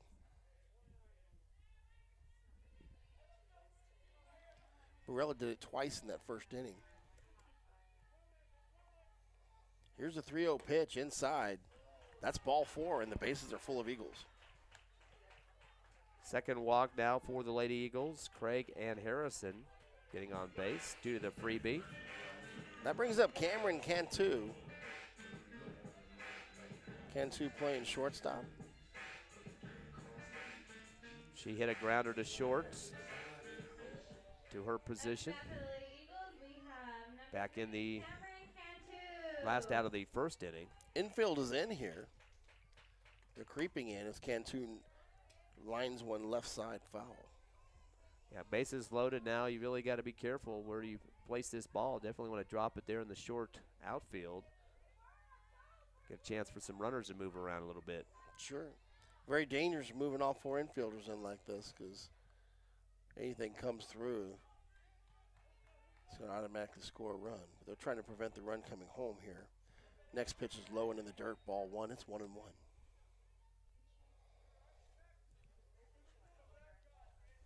One ball, 1 strike, 1 out here. 1-run lead for the Lady Eagles.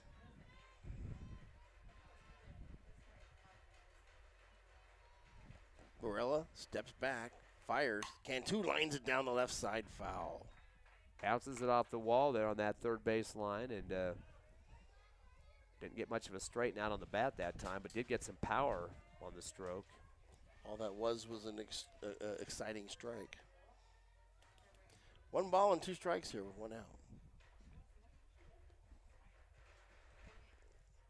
Cantu ahead of the pitch on that last one. See what happens here. Here's the 1-2 pitch outside, high and away. It's 2-2. Very critical at bat here. Barella's laboring out there after pitching in both games. 2 balls, 2 strikes, 1 out. Bases full of Eagles. Here's the pitch. Off the helmet of Cantu. Cantu didn't even try to duck. She just kind of turned her head down. I doubt she even saw that. I mean, I think she just I think she thought it was way over the top of her head. Instead, it bounced right in the middle of it. And a little bit of a reverse spin on that one, a little bit of curve, and got away from Brayla. Well, that'll be a run scored. Hit by pitch and moves all the runners. We're still full of Eagles here for Edith Perez. Perez has a home run on the day. Boyle's the one that scores for Hobbs. Bases loaded. Perez watches the first pitch. Low and outside, ball 1. She ground out to third back in the second inning. Still got the infield in here. Outfield guarding the corners. Center fielder dead away. Here's the 1-0 pitch. That's a called strike, and it's 1-1. Eagles up 2-0 here, bottom of the third. This is the second game of the doubleheader. Hobbs at 1-4 on the season. Centennial at 1-3 after losing that first game. Wind picking up here. Blowing dead in from the southwest, blowing toward the catcher's plate, home plate. 1 ball, 1 strike, 1 out. Pitch is low and outside, and it's 2-1. With a 2-0 lead here and only 1 out, Perez with a chance to empty the bases.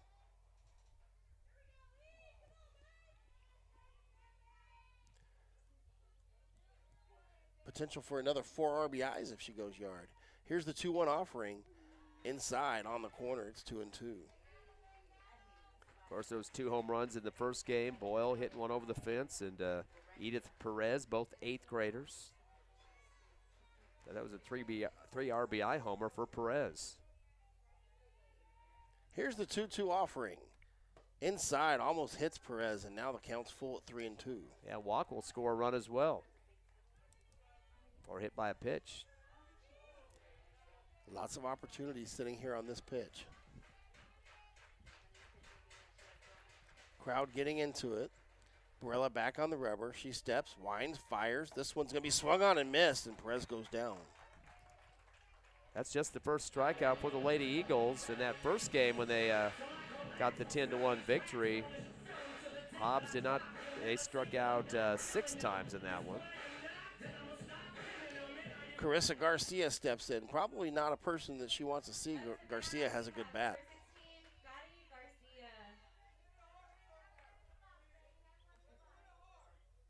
And she loaded up on those 3 singles in the first game. A couple steals, a couple of runs scored, so all around off the offensive threat. Here's the first pitch, outside, ball 1. I don't think Barella wants to get behind to Garcia here. Bases are loaded. This is a big opportunity for the Eagles with 2 outs. Garcia rests that bat on her shoulder. Now she lifts it off. Here's Barella. She swings and fires. This one's inside, called strike, and it's 1-1. Well, it looked kind of low to me, below the knee, but enough for the umpire to give the strike call. And Garcia backed out of there a little bit. Of course, she is crowding the plate. She got about 2 inches of her toe over on the white line. Brayla stepped off the rubber and started to look at her wristband again to get the play call she wanted. Here's the 1-1 offering. And that's ball 2. Marissa Young, who already has a single in this game, is on deck.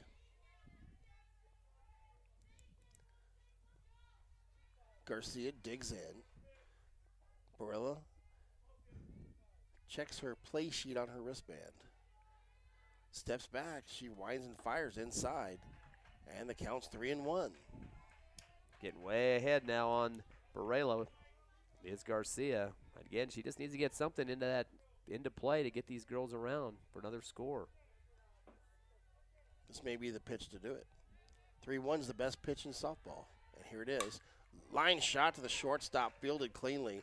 They go to second and make the play as Mascarenas comes up with, well, 1 run in. It's 2-0. Lady Eagles lead. We'll be back for the 4th inning of play in just a moment.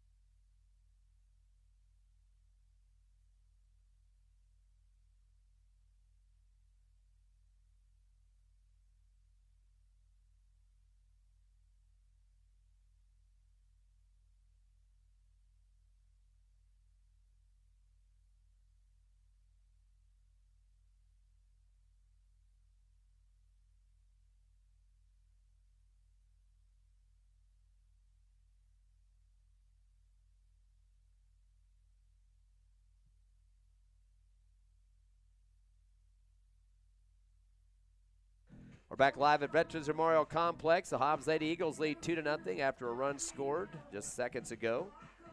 Coming off a hit by a pitch.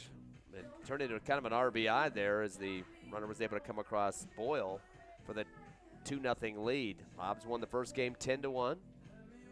Again, we mentioned they will be Thursday in Las Cruces. Unfortunately, we won't have that game on YouTube. We have basketball to cover with 3 Lee County teams in so far, and hopefully more, but we'll wait and see on that. YouTube will be the home of all these playoff games for basketball. Just check that out, or HobbsAmerica.com if you want the Hobbs Lady Eagles, who will be the #1 seed for sure. Find out tomorrow what teams and what the seeds are on nmact.org. They should be announcing that in the late afternoon. Young's first offering to Kayla Hernandez, outside, ball 1. Young trotting out for her 4th inning of work here in the second game. Hernandez singled in her first at-bat. Emily Rogers is waiting on deck. Yeah, those 2 back-to-back, number 3 and number 4, both had singles. The only 2 hits in that first inning, and for the game for that matter.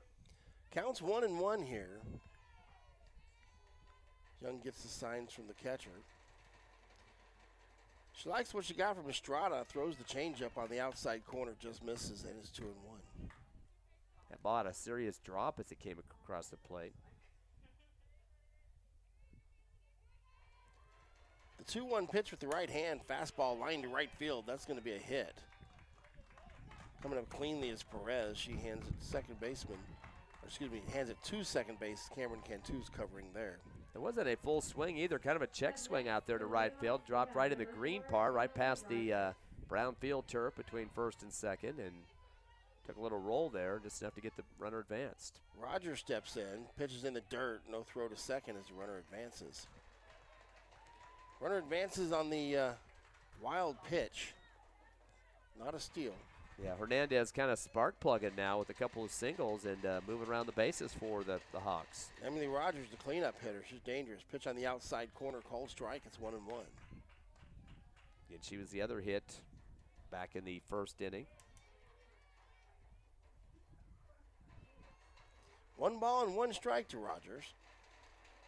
Pitch up the middle. Line shot. And it's going to be caught by the third baseman, Herrera. She goes to second base to Boyle, and that's a double play. What a play there by Chloe Herrera. Also caused Hernandez look like she might have pulled a hamstring or something as she was trying to get off the second bag and went down to the turf and came up limping after that play. Yeah, Hernandez tried to stop on a dime and ended up going down. First pitch is high. It's ball 1. Caron, the catcher, she struck out last out of the first inning. It's been 3 Ks in this game so far with Young. Pitch on the outside corner, called strike. Good framing there by Estrada. Estrada brought it back into the zone. 1-1 the count with 2 outs. Young steps back in, spins it down to the plate. This is a pop-up left field. Craig is under it. Ranges straight ahead. Catches it on the run, and that'll end the inning. 3 up, 3 down. One hit, and the runner's caught on a double play. That'll end this half of the inning. Through 3 1/2, it's 2-0 Hobbs. We'll be back after a couple of moments for the bottom half.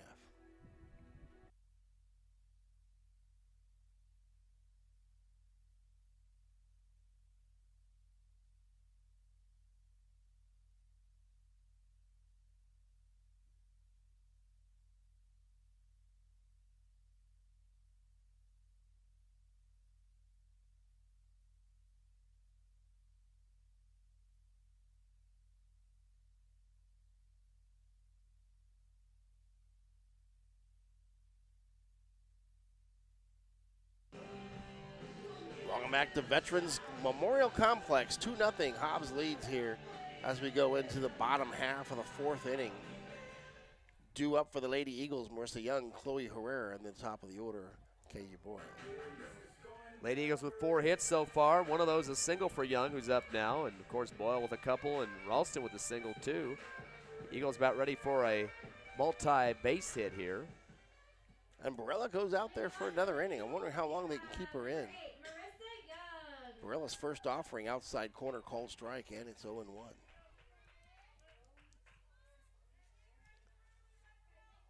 Young digs in, trying to help her own cause here. Barella spins it to home plate, outside corner again. This one's a ball. It's 1-1. Of course, we didn't see Young in the first game, but another lefty up there now for Hobbs. Beautiful vistage with all the green trees here around Veterans Memorial Complex. Pretty place to play. Here's the 1-1 offering. Swung on and missed, and the count goes 1-2. Waited just a little bit too long on that swing, and ball was in the glove before she could make a contact. 1-2, now she becomes the defensive batter. 1-2 offering. This is outside. It's 2-2.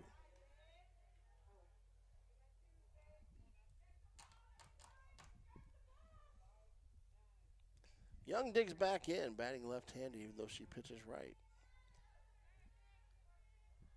The 2-2 pitch, outside corner, just misses. It's 3-2. Yeah, she flinched just a little bit, but held her ground there. Gets that count full. Taking away the advantage that Barella had. Barella used up her free pitch. 3 balls and 2 strikes here. Expect some junk. Pitch is going to be fouled back and out of play. What, Ty? No comment about cars? Nope. Barella's wanting to know where the softballs are at. There was nobody reloading her there, and she just kind of put her hands up in the air and looked towards her dugout to say, I need some help out here. I can't throw a phantom ball across the plate. And they send the players after the balls, the players that are not in the game, and that's never a fun job. Pitch is high, and this thing is all the way to the backstop. Caron had no chance to even stop it, as it was about 4 feet above their heads. Unfortunately, no runners on base. Now there is one with the walk. That is the third one issued by Barela here in this second game. So with Young trotting down to first, that brings up Chloe Herrera. Herrera flew out in the second inning to center field. Now batting, Chloe Hinojos. I want to check the roster there. I have Herrera on mine. Could it be Hinojos? Here's the pitch, outside corner. It's a ball one. They are correct? Yes. It's a Hinojos, so misread the handwriting there.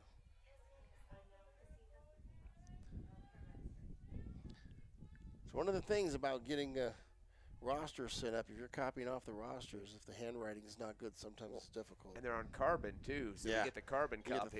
You get the third copy of it. Swung on the second pitch, and it's 1-1. Solid fastball on that one, right the middle of the glove there for the catcher to take away that strike. So it's Hinojos playing third, just making those great plays out there. 1 ball and 1 strike. She shows bunt. Runner's going, and the runner's going to be gunned down at second base. Caught stealing, and she's not able to lay the bunt down. And it's not as fun to slide on that field turf, too, compared to dirt. I mean, you got the chance for the burns. Yeah, especially when it's worn down like this. And she was that was a face-first dive, and she just kind of put her body on the line there. 1 ball and 2 strike. Hinojos digs in. Strike 3 called, and Hinojos goes down. Now, Eagles just have that 2-run lead, so it's starting to unravel just a bit here as they'll get thrown out at the second base, trying for a steal and a strikeout, and now it's starting to look kind of dim. The third rotation now for the Lady Eagles batters. We head to the top of the order. Boyles has 2 singles on the night. Maybe she can get them reinvigorated here. KU Boyle watches the first one high. It's ball 1. She scored 2 runs as well.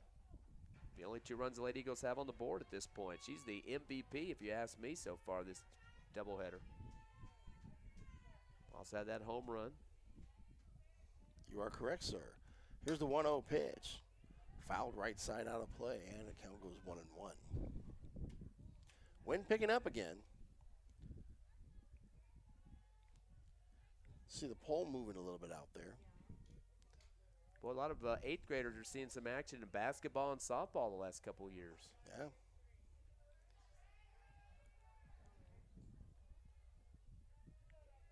Been very impressed with the 8th grade play.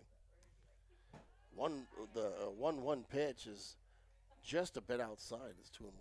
Yeah, you can hear it hit the bottom of the rubber underneath the fencing behind the home plate. It was Big about thud. 2 feet to the right of the catcher Cadon. 2 balls and a strike here. I think Barella's starting to tire. She checked her wristband again, too.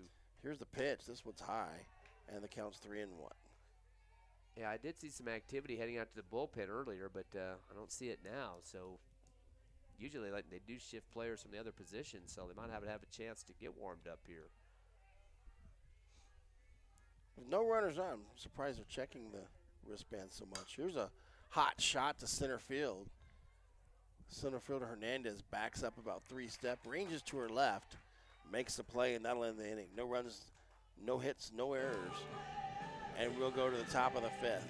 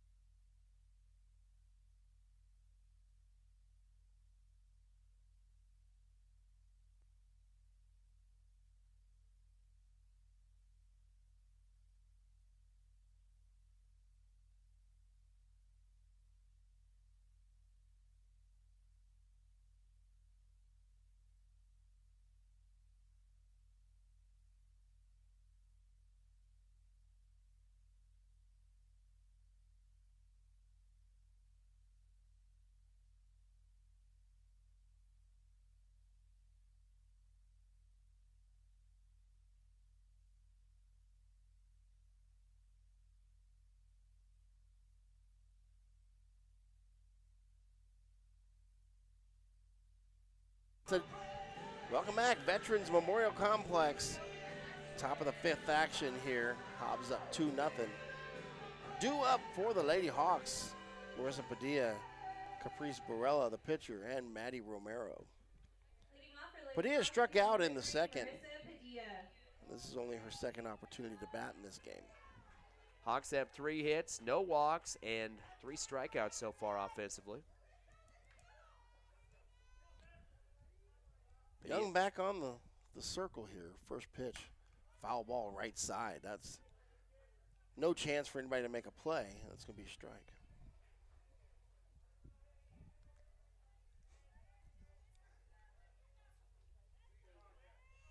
Young been working very well with Estrada behind the plate. Been a very strong battery today. Here's the 0-1 pitch. This one's in the dirt. Estrada keeps it in front of her, and the count's 1-1. Throws it over the top of Young, though, on the return, and she just kind of jumped up, tried to bat it down, but had to be tracked down out there at second by Boyle to get it back in. A ball and a strike here. Steps back, fires at home. Fouled to the left side dugout on third base side, and the count's 1-2. You can tell Padilla's hungry. She had a strong swat at it to the right, now one to the left. She's that far ahead of it. Come with a changeup here. Let's see what they do. The 1-2 pitch, changeup in the dirt. Yep, rolls it across the plate. Right pitch, wrong location. 2 balls and 2 strikes. Counts now even.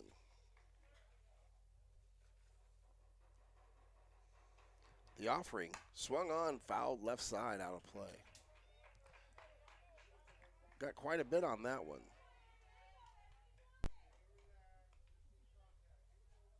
Kimber Craig, the left fielder, chases it down in the corner over there. Young came into this game with 11.2 innings pitched. Second behind, or first in terms of pitching so far this season. 2-2 pitch, hits the outside corner and catches her looking.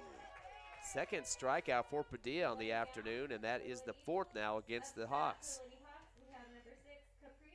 Here's Caprice Barella, pitcher. She steps in left-handed. She hit a zinger over to shortstop in the last game, or last inning, as Cantu made a swap at it and got the out. She didn't check her wristband that time. First pitch to Barella. This one's going to be lined to center field. Ralston's on her horse. She's going to catch it on a hop. Tosses it in. That's a single for Barella. That's what her wristband said. Hit a single. So 4 hits now for the Hawks. If it was that easy, I'd get a single on all of them. All the wristbands. You don't need a wristband for that. Coach just yells it out. Get a hit. We're down 2-0. With 1 out, 1 on. First pitch outside corner, cold strike. Maddie Romero steps in. Designated player. Grounded out to third to end the inning. Second pitch swung on. This one's fouled. Back behind the catcher, and so in 2. Romero 8th in the order. Getting ready to finish up the second rotation for the Hawks offense. Anaya Silva on deck. The 0-2 pitch. Swung on, ground ball. Chance for 2 here. They're just going to go to first, though. And they get to play 6-3 as Cantu tosses it over to Garcia. Yeah, Romero really likes that left side. You got it to third into short, and both were putouts for the Lady Eagles D. Cantu strong on that left side over there. Young wheels and deals. Strike up the middle as Silva was looking to bunt there, but she never put the bat out. Kind of the running bunt. You know, lefties can get up there in the batter's box and do a little running bunt. She tries it again. She swings and misses. Looks like there's a sub that is not Silva anymore. Oh, you are correct, sir. Avery Lagaretta. Avery Lagaretta now in the game. Yeah, she got inserted in that first game as well, a few at-bats. Lagaretta swings, pops up right side. Coming in and make the play is Perez, and that'll end the inning. No runs on one hit, one left on. At the end of the, in the middle of the fifth, it is 2-0 Hobbs.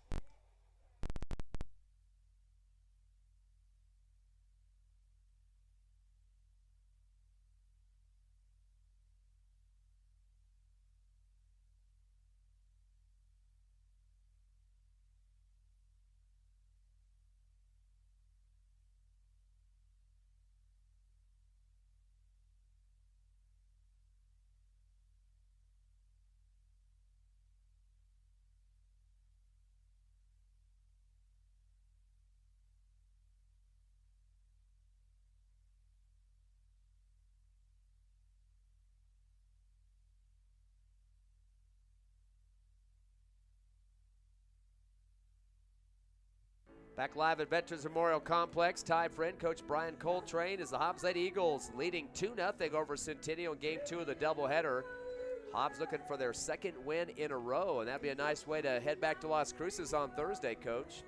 Yeah, anytime you can get 2 wins in a row, it's a good deal. And you want to start to build on that, especially when you started off with four straight losses and you're trying to find yourself. You get the 2 wins, you start to get your identity. You feel a little bit better about yourself for sure. And when I talked to Coach Crossland earlier this week and said, hey, with all these young kids, is this just kind of a write-off year, especially with COVID and the short season? He goes, no, we're in contention for the district title with Carlsbad. He said it right straight out. So it's good to hear those type of things. And I should mention, too, he said this in the first game as well, the rest of the district teams like Clovis, they don't start till May 6th against Lovington. Roswell, May 11th versus Goddard. And Carlsbad hasn't started today. They played Las Cruces High at home. So these teams have kind of waited where the Hobbs Lady Eagles jumped on the gun and got April 20th as their start date. It's a good thing that they did. Gives them a chance to catch themselves and kind of make those improvements that you need before district. Barella trots out there. Bottom of the 5th inning.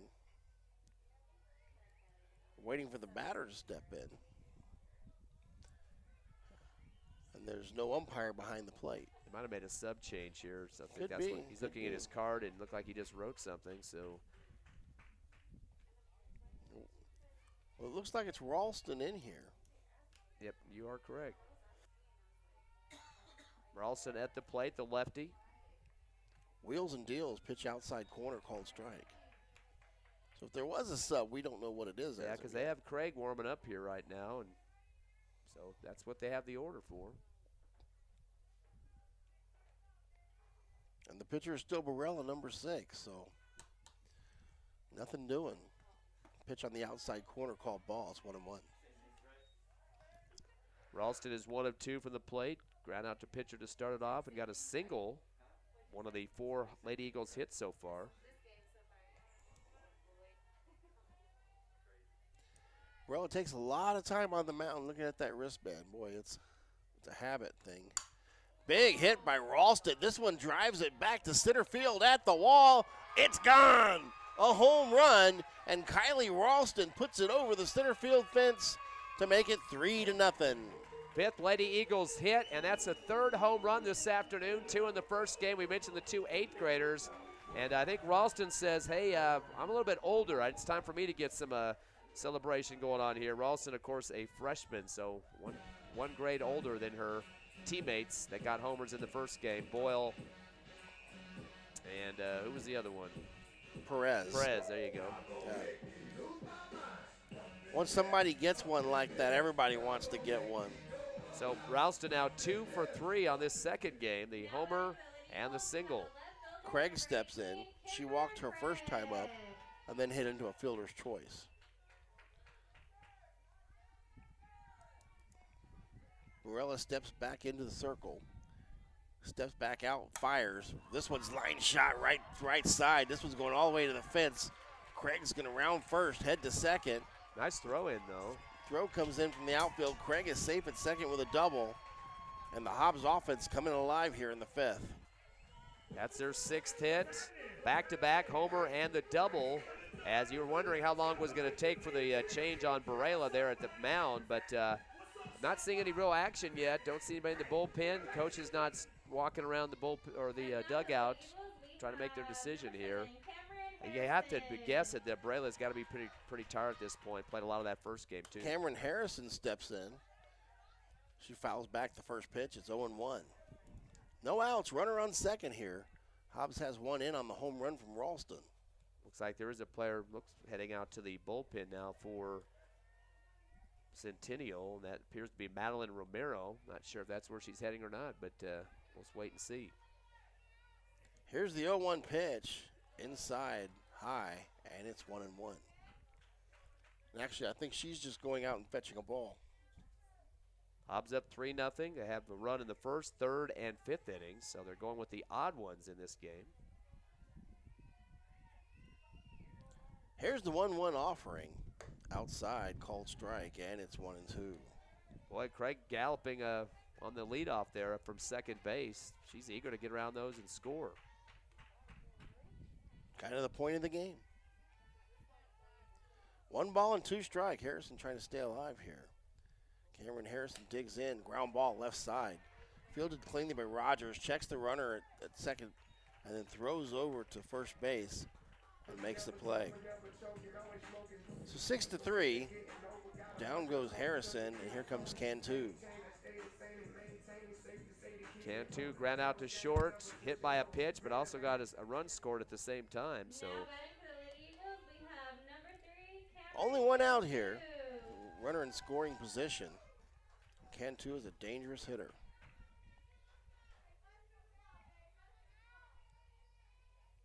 Willa wipes the ball off her uniform, pitches high and inside, or high and outside rather, 1-0. Cantu with the check swing there, didn't come fully around on it, luckily. Umbrella put a little bit extra heat on that one. That one come in like a hot tamale. 1-0, here's Barella. Barella again hits the outside corner. It looks like she's picking up speed here this inning. Yep, getting her second breath of air. She played through quite a bit of that first game and started in this one. Don't see that very often, too. I mean, you try to get some other girls working a little bit, but it's early season. 1 ball, 1 strike. Hits the outside corner. It's now 1-2. Kat Osterman, that you played for UT and on the U.S. Olympic team, was like that. She always got faster as the game went. Osterman, a Hall of Fame softball player. And you can get away with that more in softball than you can in baseball in terms of your arm. So a little bit of a different Here's situation. the 1-2 pitch outside, and it's 2-2. Of course, in baseball, you have the limits on what you can do in high school in terms of pitching and counts and all that, which they put that count rule in about 2 years ago. And really watching closely, don't want the Tommy John issues and rotator cuffs and all that. 2-2, swung on, and Cantu goes down swinging. 2 away here, and that'll bring up Edith Perez. Third strikeout for the Lady Eagles in this game. Perez is 0 for 2. She ground out to third, also struck out. So she's due for a hit for the Lady Eagles. Now batting for the Lady Eagles, number 1, Edith Perez. And she is 5th in the order. Of course, had that big homer back in game 1. First pitch to Perez. Foul back to the catcher, Caron. She can't handle it, so that'll be a strike. It's 0-1. Actually, Coach, I think they made a sub there. We kind of slipped by us there. That's Monet Chavez now behind the plate. Catcher. That'd be correct, sir. Notice the hair color change from blonde to brown. It's the only way I knew it. Hey, you picked up. That may have been what we were discussing that we didn't see as the ball misses. It's 1-1. Which, yeah, I mean, heck, Karan had been back there for the whole first game and then most of this one here, so definitely have to be tired after crouching that long. 1 ball, 1 strike here, 2 outs. Pitch is going to be high, and it's 2-1. A lot quicker return I've noticed here from Chavez, too, from behind the plate. She really cranks it back to her pitcher very quickly and might cause some problems for base runners for Hobbs. 2 balls and a strike. Perez digs in. Wheels and deals. The pitch is outside corner low, and it's 3-1. Perez ahead in the count. That was probably the substitution we were wondering about at the beginning of this at-bat, too. Yeah. Umpire taking some time to write something down, and that's who it was, I bet, behind Probably the plate. exactly what it was, Ty. I think you're correct there. 3-1. Swung on, ground ball, fielded cleanly by Rogers at third. Tosses it over to Padilla at first, and that'll end the inning. Play goes 5-3. 1 run on the home run by Ralston, and we got a double from Craig before 3 straight outs. Your score at the end of 5, it's 3-1, 3-0 Hobbs. And we're back after these messages. Please remember mask.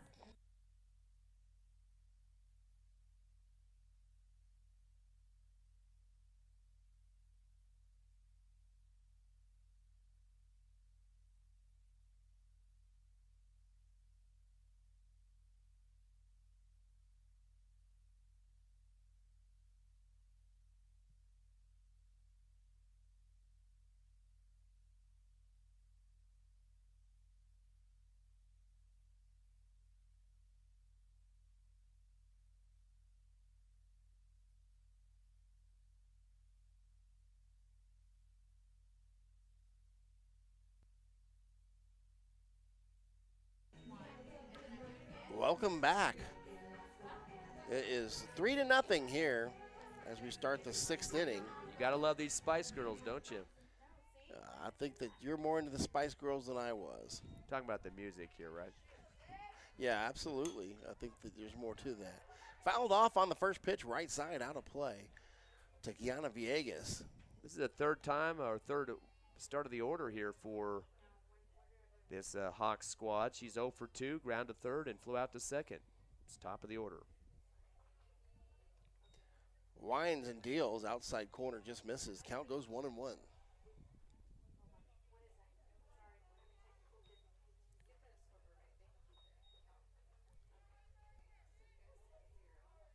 Another offering. This one's going to be a pop-up. Ralston on her horse, ranges to her right, gets under it, and makes the play for first out of the inning. Now batting for the Lady Hawks, we have Shortstop comes up, Selena Mazarenas. Kayla Hernandez. Number 9, Selena Manzanares. She's also 0 for 2 and pretty much did the same thing, ground to third and flew out to center, which just happened to Villegas. First offering from Young, outside corner, called strike, and it's 0-1. Young gets the victory here. This will be her first win of the season, so things going real well on this Saturday. Wines and deals way outside on that one, evens the count at 1-1.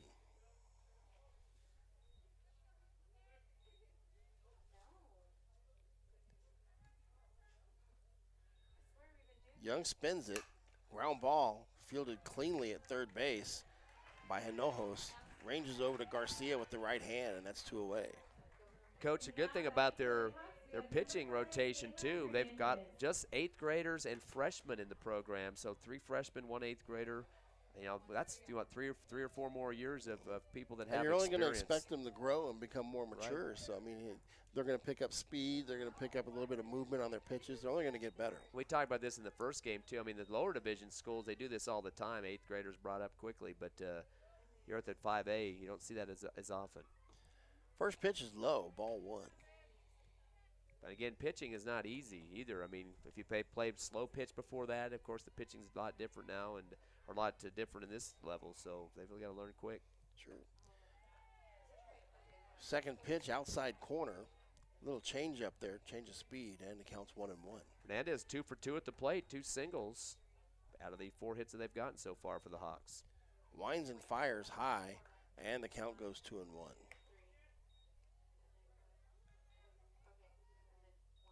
Really hadn't faced but a couple of batters over the minimum. Young's done a great job here. Wheels and deals outside, and the count's 3-1.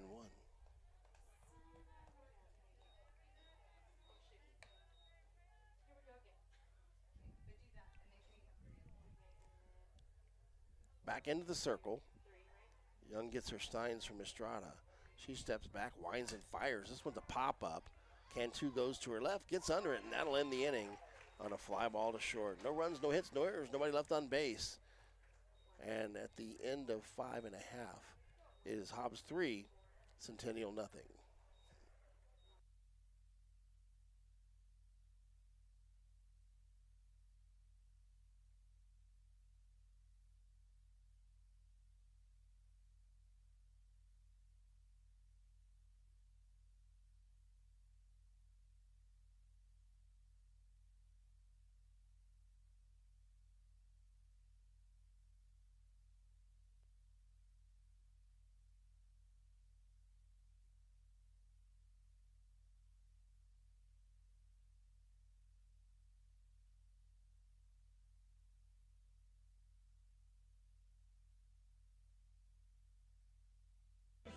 Hobbs Lady Eagles up 3-0 as we head to the bottom of the 6th. A little bit of a closer game than we had in the first one, Brian. Of course, 10-1 final for the Lady Eagles. Almost a mercy rule win for that game, but still win by 9. And this one hasn't been as easy to move across. They did have a home run earlier. Ralston doing a good job of kicking that over the fence. And Hobbs with a total of 6 hits in this ball game. You go back to game 1.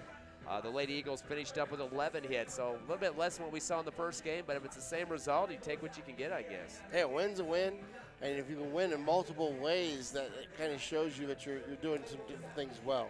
And seeing the good pitching from Young, I've been impressed here in the second game, going scoreless so far through 6.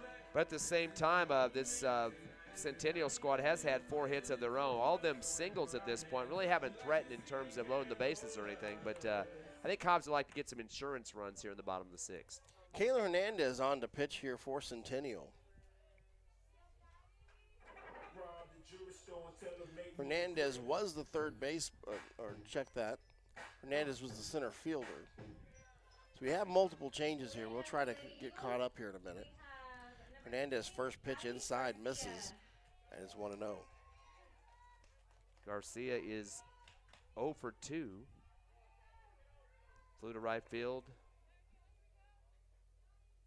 Garcia steps back inside again, and the count's 2-0.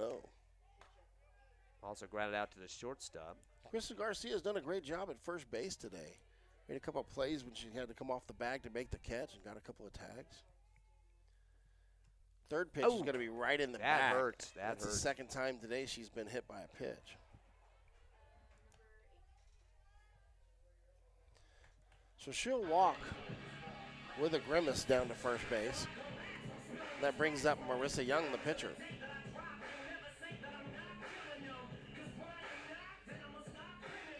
Bottom of the 6th action here. 3-0 Hobbs.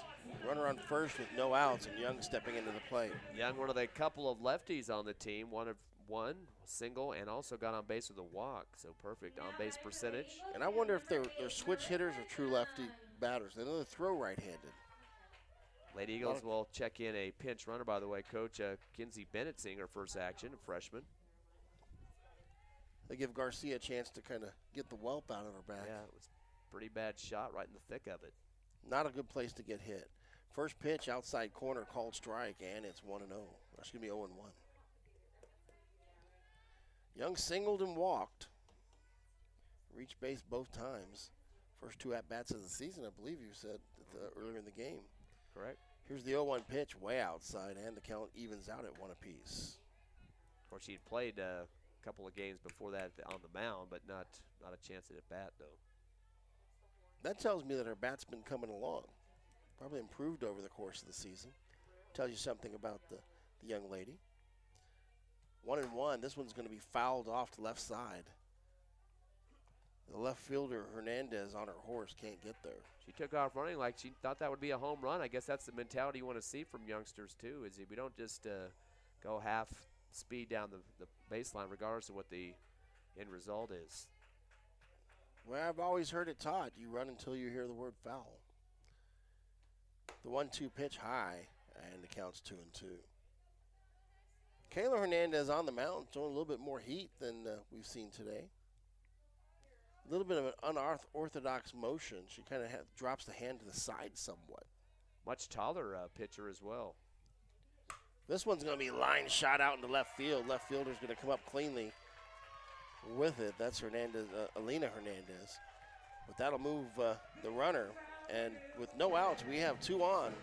And that brings up Chloe Nojos. I guess Young's going to be telling Coach Crossland that she deserves a spot in the hitting lineup from now on, no matter if she's pitching or not. I think she's kind of proved it. She don't really have to say anything. I think her bat did the talking. Yeah, I was impressed with her first stroke on those couple of singles she's had so far. Yep. And that was a nice little line shot to left field. She had some power on it. Hinojos has flown out to center, struck out. Wheels and deals. This one's inside, ball 1.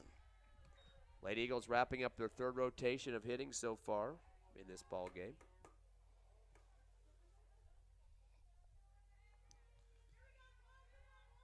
Hernandez back inside the circle, steps back, wheels and deals. This one high and outside. It's 2-0. And Hernandez starting to struggle to find the strike zone here. Hobbs would love to add a couple more insurance runs, up 3-0, bottom of the 6th. This is a 7-inning game, game 2 of the doubleheader. The 2-0 pitch. This one's a line shot to third base. And they're going to call her out. They're going to call her out at second base as well. They're going to say that she caught it in the air and that there's a double play, but the runner that advanced to third left before the ball was caught. And she doesn't realize it. She thinks it hit the dirt. So you got a double play there, and that leaves one on with 2 outs. Sometimes you just get caught in a mess like that. Not much you can do to get yourself out of it, but Coach Crossan just going to kind of go along with it, move to the next batter. We have number 13, Kaya Boyle. It looked very clean that she caught it in the air. Of course, Boyle now up with a 2-for-3 afternoon here in the second game. 2 singles, a stolen base, couple of runs. Did fly out to center field, but has had a spectacular day offensively and on the mound in that game prior. First offering to Boyle. This one hits the outside corner, cold strike. 4 more seasons for Boyle for the Hobbs Lady Eagles. Isn't that a wonderful thing to say? Of course, we mentioned her brother's coaching and also her dad for the baseball team. Her brother's here on the softball team as an assistant. 0-1 pitch. That one's way high. Of course, her brother used to play third base in baseball. I guess that didn't rub off on her, though, right? She's playing short and second. Usually you can move them around wherever you need them. Pitch is lined to the right side. This one is fouled, out of play, and the count's 1-2. I got to check his home run numbers, though. See how he stacked up against his sister. You're just looking to be a troll there, Ty. 1 ball and 2 strikes, 2 outs here with a runner on first. He's going to say the ball's bigger in this sport, though, right? Field's shorter. He'll have an excuse, I'm sure. Don't we all? 1-2. Pitch is high, and it goes to 2-2. Of course, he may ask you to compare your home run total against his. Non-existent. There you go. 2 balls, 2 strikes, 2 outs to Boyle, who lines one foul to the right side again. It's only going to be 1 more at bat for Centennial. So they're trying to keep the numbers down as much as possible. Still sticking around 3-0. Hobbs getting their scoring in the first, third, and fifth innings. Try to add on here. Scoreboard has a lot of 2s up there. It's a 2-2 count. Here's the pitch. This one's fouled back. Boyle staying alive, playing very defensive hitter here with 2 strikes.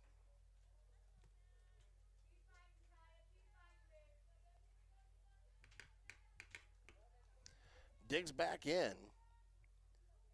Pitcher Hernandez checks the play sheet. Pitch is way outside, about 5 feet off the plate. And that'll be a wild pitch as the runner advances. That ball got stuck in her hand, and she just kind of tried to fling it across a slow pitch style there. So with the runner on second, now in scoring position, you got a 3-2 count with 2 outs.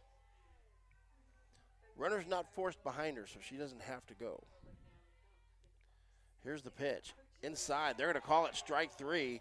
Boyle goes down, and that ends the half inning. Through 6 complete, it's 3-0 Hobbs. We'll be back in just a moment with the top of the 7th.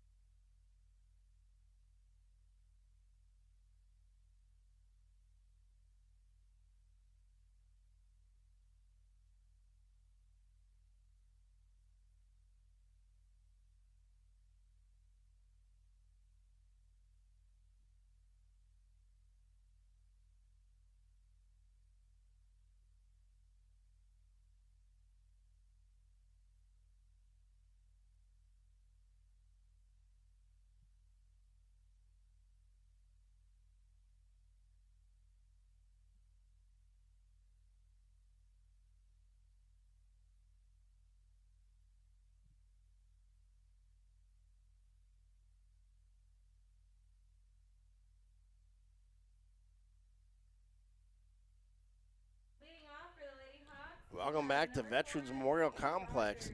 Hobbs up 3-0, top of the 7th inning here. And Hobbs looking to close it out in this half. AKA the last hurrah for the Centennial Hawks.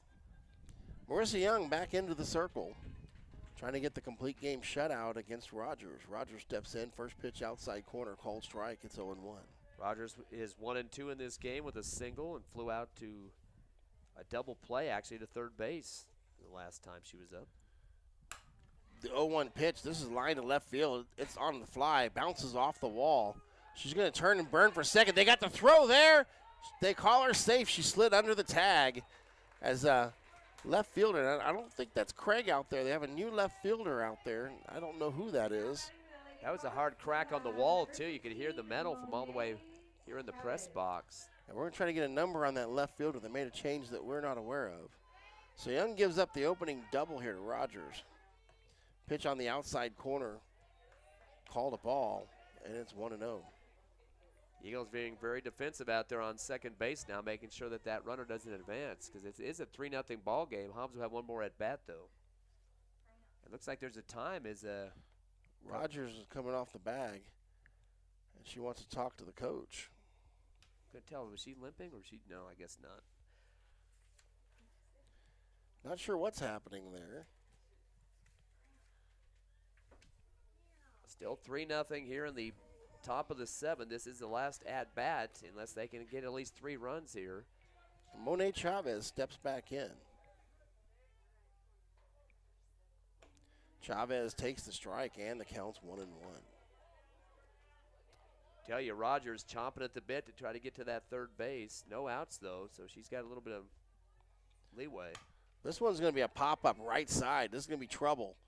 And I tell you what, Garcia made a good ranging play there. Got under the ball, just couldn't quite come down with it. I kind of went over her shoulder a bit. Got that left glove down there, but kind of bounced off. She tried the Willie Mays basket catch on it. Yep, true. Snow cone. 1 ball and 2 strikes. Here's the offering to Chavez. She watches it, and that's going to be a little bit low. It's 2-2. I thought she was about to get gunned there. 1 runner in second. That's Rogers. Chavez at the plate. 2 balls, 2 strikes, no outs. Pitch is high, and the count's full. Rogers definitely the tallest player out on the field right now. Got to play some basketball, I'm sure, too. Here's the 3-2 pitch. Line to right field. Play is going to be made. They're going to go to second.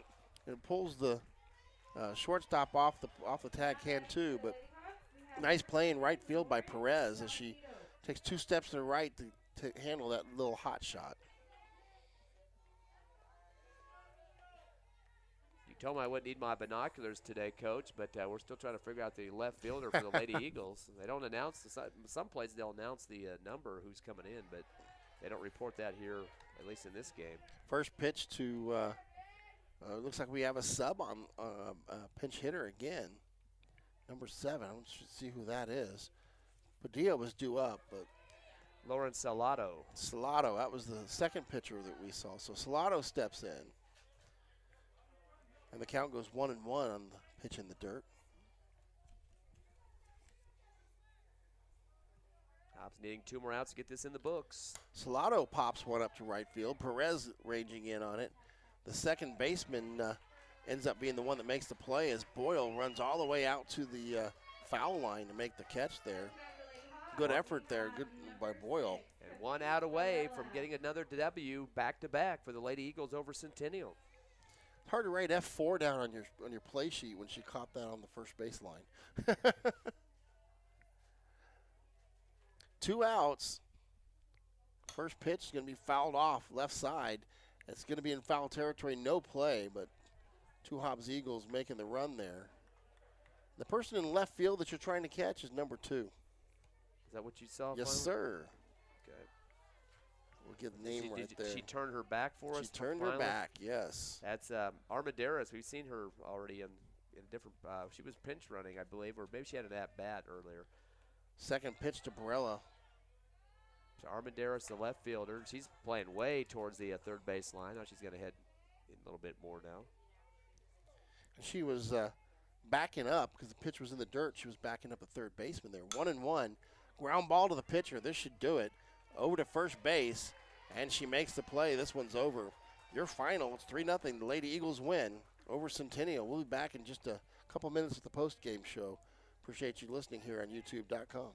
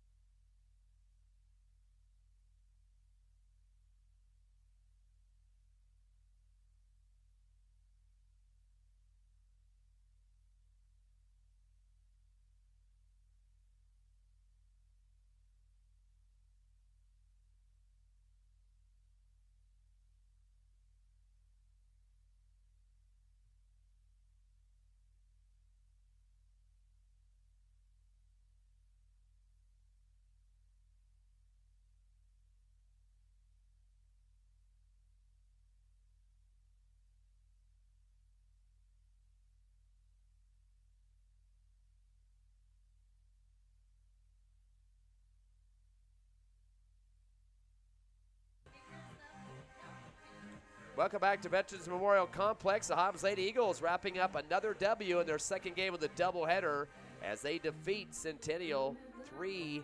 The Lady Eagles go 2-4 on the season now as Centennial drops to 1-4.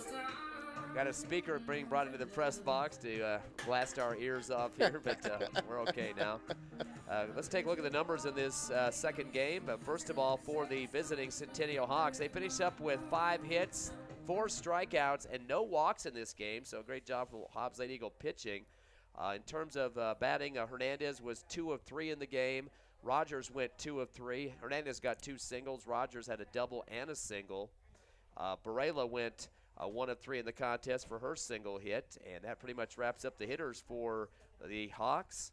On the Lady Eagles side, a bunch of people getting involved, including Boyle. She went 2 for 4, including 2 singles, a steal, and a couple of runs.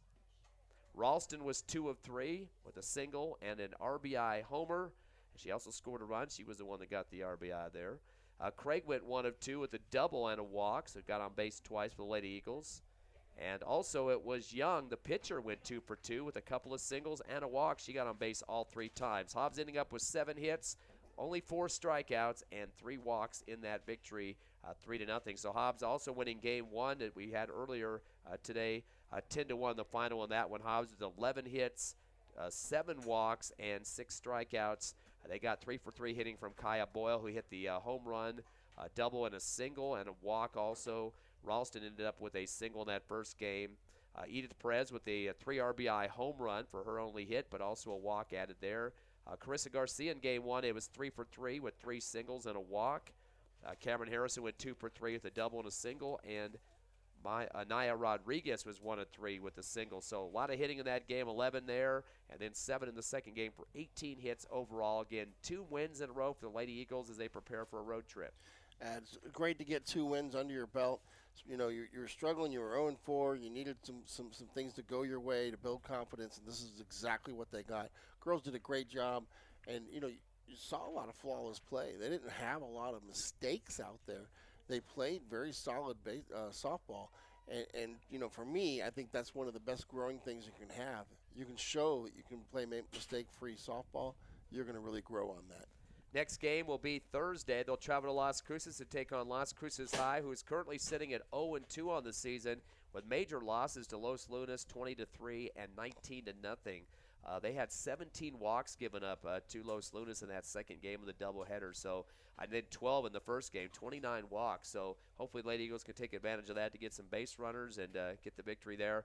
Las Cruces does have 9 sophomores on the roster and 2 freshmen. That's 11 players out of 14 that they have signed up right now, 2 juniors and 1 senior. So numbers are looking kind of similar to the Hobbs Lady Eagles, but with 2 wins under their belt, I think they got a full head of steam now. Yeah, and I think they're going into it with confidence. They know the pitching is really coming on, and I think they got themselves some solid play coming and really make some damage when we come to district. Unfortunately, we will not have those games on YouTube because of our basketball coverage with the state tournament coming up this week. 3 Lee County teams so far have had their tickets punched with the Tatum Lady Coyotes, Hobbs Lady Eagles, and the Jal Boys Panther squad. We'll hopefully get a few more on there, but it looks more like those 3 teams will be it, and we'll have coverage all week of those games. And the way the basketball is going, it looks like they'll have the playoffs starting Monday for the lower divisions and then Tuesday for the 5A, which includes Hobbs girls at this point, and then the quarterfinals, semis, and championship all in 1 week. They don't have a double week like we've done in the past. So hopefully check out your favorite team, or all of them from Lee County, obviously, by going to the athletics pages for those teams on YouTube, or you can also get them through hobbsamerica.com. So we'll try to get back on track with the softball games as soon as we can get the basketball taken care of, and we'll have those games live on YouTube as well. And, Coach, we'd like to thank our sponsors quickly here before I turn it back to you to wrap it up. Of course, these people have been with us through a lot of the sporting season so far. It's been kind of fast and furious. We've had soccer, we've had football, we've had basketball, and continue with the great sponsorships that we've had. Let me get those up here real quick. And thanks to TDS, Lee County State Bank, A-Tech Air Conditioning, Thriftway Grocery, Forest Tire, Bobby Shaw Realty, First American Bank, Lasco Construction, Gateway Insurance Financial, Robinson and Associates, and Devon Energy. And make sure you tell them that you appreciate it. Their sponsorship makes this game possible for you can watch as the team travels and everything else. And so make sure you thank those sponsors. And 2 wins today. Everything looked good, Ty, and on to the next one. So. And again, don't forget to check these games out archive-wise too on YouTube. So if you didn't get a chance to be here at the park, or you're watching this, on backup, definitely a good way to see all the action for whatever sport you want to look into. For the man, the plan, Ty Friend, this is the Coach Brian Coltrane. Good night.